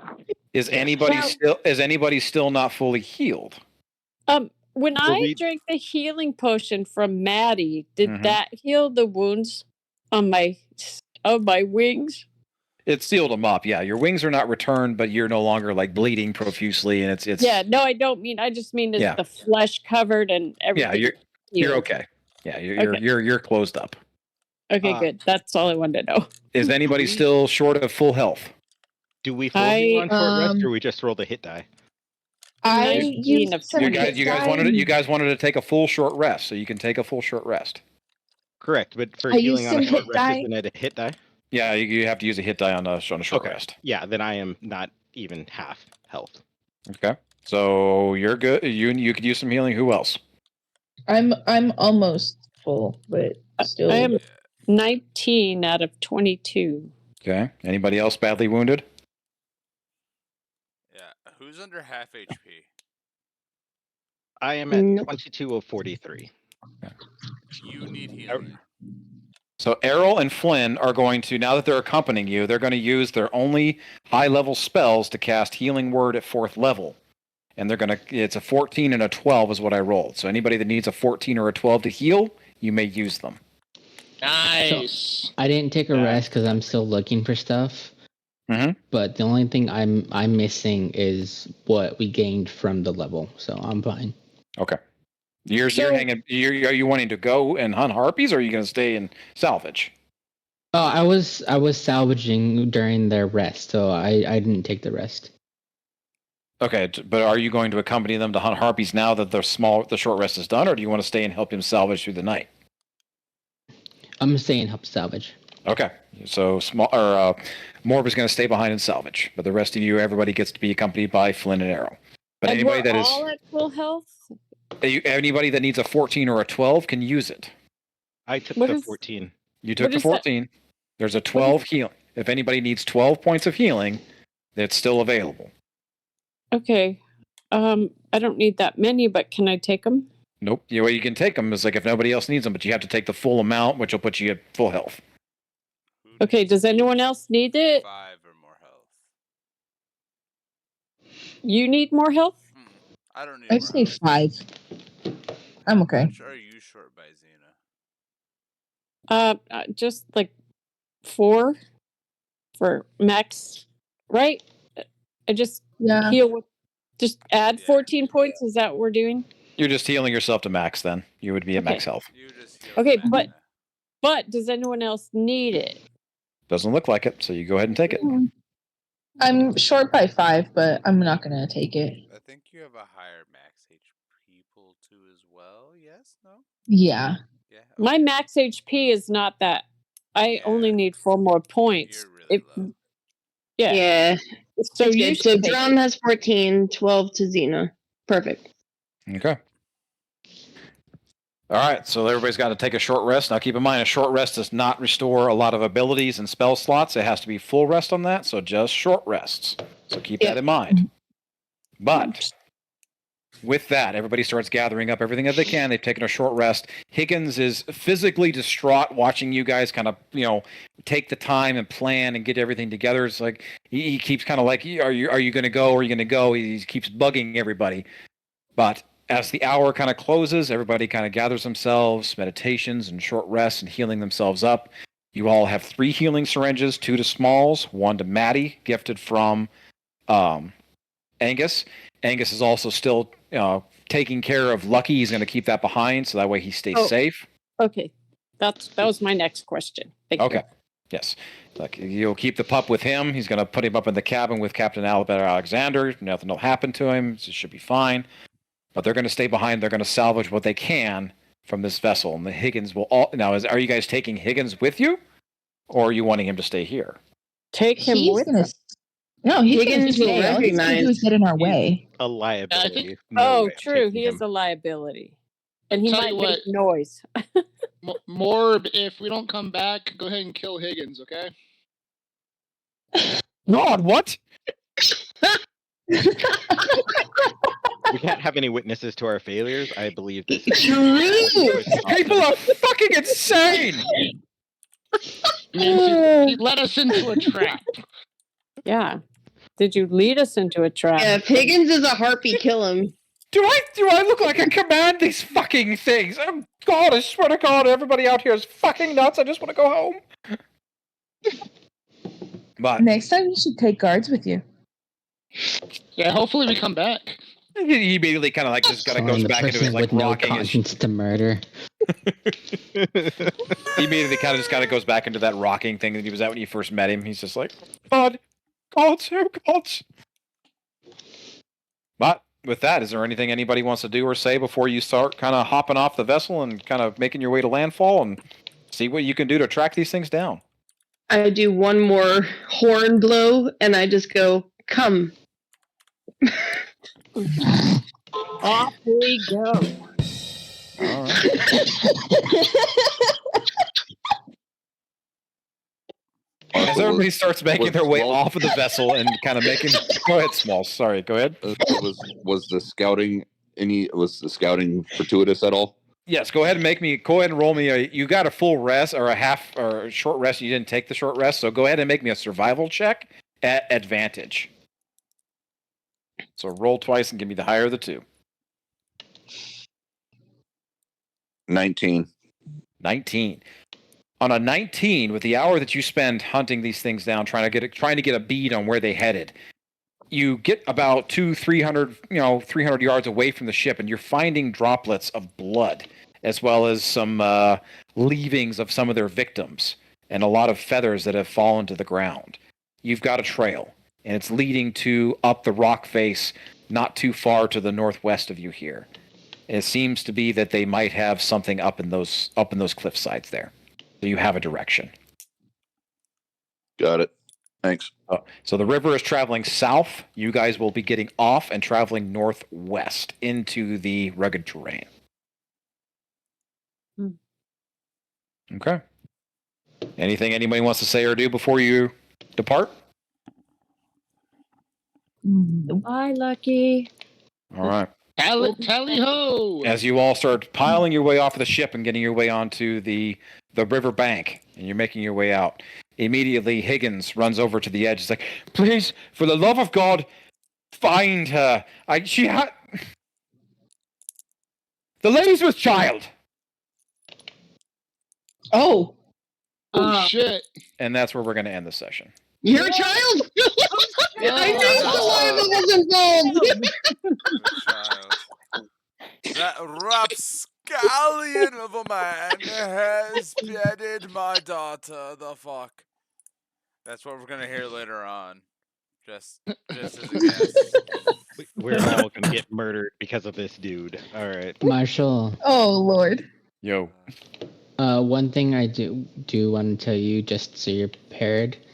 I do want to try to look for the captain's quarters, see if I can find anything in there. Oh, hell yeah. If you're staying behind, you're going to have a lot of time to kind of salvage through. We'll do some rolls and stuff like that. We can either do them in game or out. And yeah, we'll give you ample time to scrounge. Yeah, I was just letting you know so you're not blindsided. Like I want to look for information in the captain's quarters. You have so that you have By all stuff means, to message me prepare in everything that case. you want to do and look for, and we will figure it out. If you're staying behind, you got a lot of Okay. time to do so. All right. Yes. We're going to pick up in 2 weeks. We're back on our regular schedule. And with that, we're going to pick up in 2 weeks for a harpy hunt. And y'all are out for revenge and out for a rescue. We're going on a harpy hunt and don't think we don't know how to weed them out. We got this. Maybe. More than that. Fiddle, faddle, jiggle, jaggle. Let's kill some harpies, bitches. We'll be okay. Don't worry. Right. There Battle. is auditorial and video-based notes for this session because If you can believe in the lazy notes. find what I said, I can't remember. It will be near the end of the session since that's where we're leaving off. Thank you. I'm glad I got to throw in the Drew quip. I was waiting for an opportunity. I was like, how do I get to talk to Abby? Finally got to Drew your conclusion. Bullying. Literally being like, where is he? Where is she? It is so good to be back with everybody. I've been looking forward to this. Yes, this is much needed. Especially after Level Nathan tried to 3. say fuck the world. Level 3. Level 3. Level 3. Level 3. Level Level 3. Like I say, saliva was involved. I did get a hunch of saliva somewhere. It's not the saliva I believed in.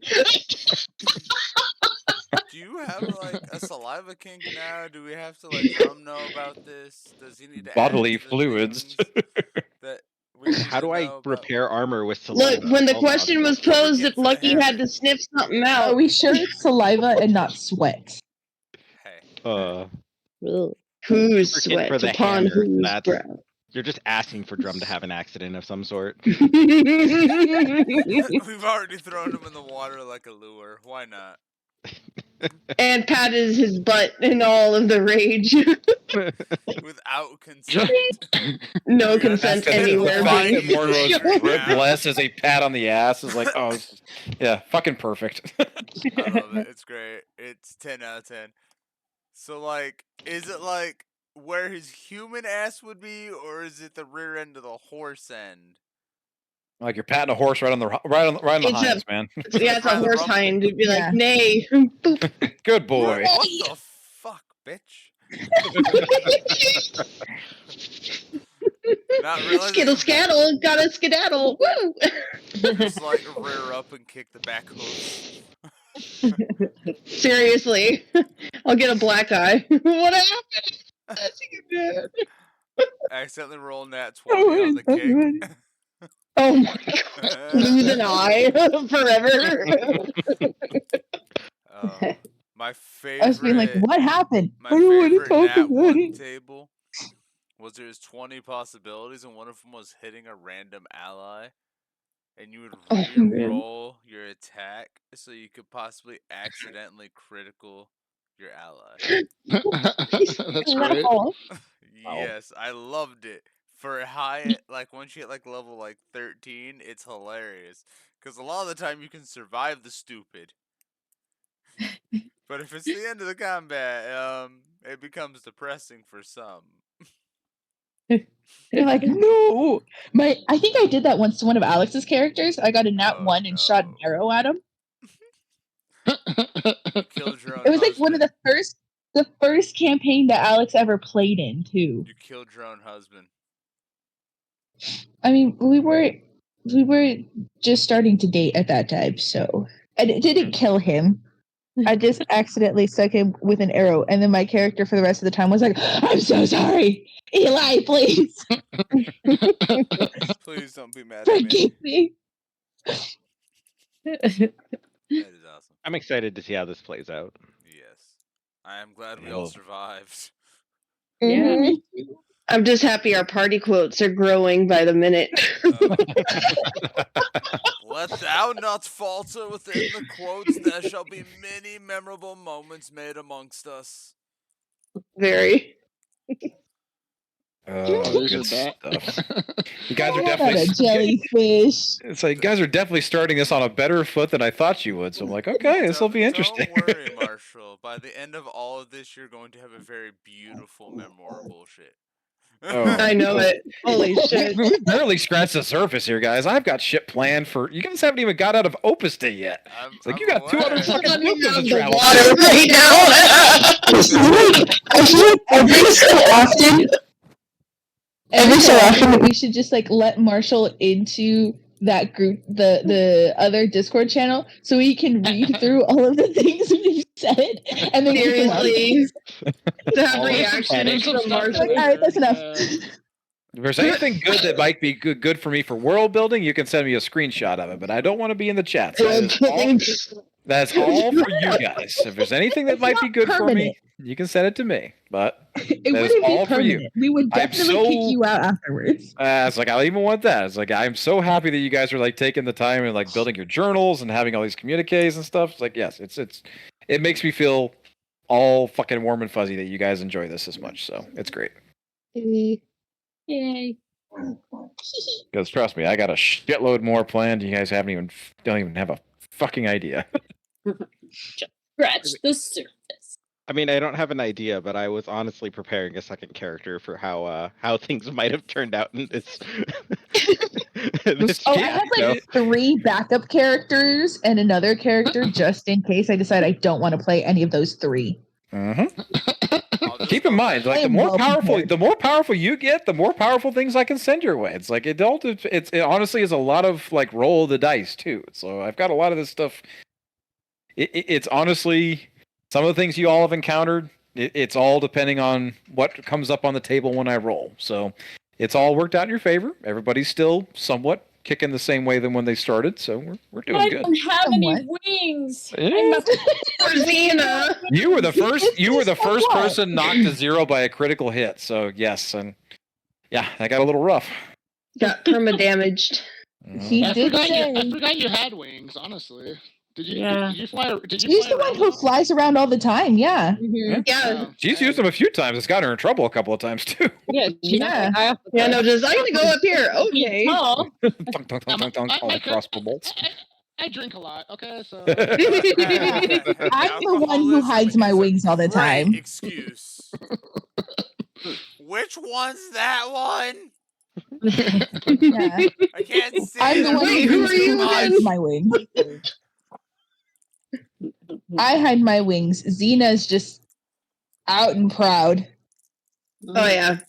Yeah. Oh goodness, But it's okay. She'll survive. She's a survivor. she is. I'm a survivor. I'm not gonna get That nat 20 on your death saving throws. That was really that was something. I wasn't prepared for that. I was happy about that, Mom. I'm like, yes, we don't have to worry too hard. Yeah, that was great. I was like, nice.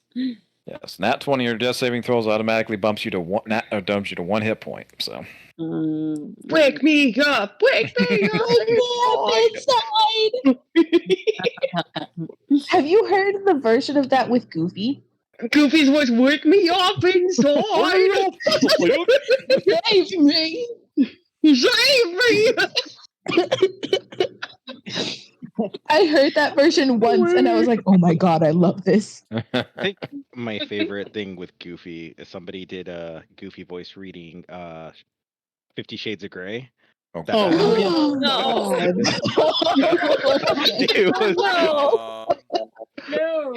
My was- favorite line it is, was a "Oh, fucking trip. do it again." it's like Goofy did 9/11 or something like that. I'll fucking do it again. Oh yeah! I know exactly which one you're talking There's a about. mass murder or something. I forget the fuck it was, but yeah, it's funny. 50 Shades. Where did you find that, John? Hold up. Gross. Where? I'll go ahead and. What are you This looking for, is friend? why all of you degenerate motherfuckers are my friends. We're just like, hey, out of curiosity, not that I would want to know, but just so that way I can So avoid it. for a Where did you friend, find it exactly? for a friend, for a friend, For a I friend. need to know where. Just to so find you it. save them. I don't do Who it can we accidentally. tell this to? Yeah, exactly. That way I don't accidentally go onto the website.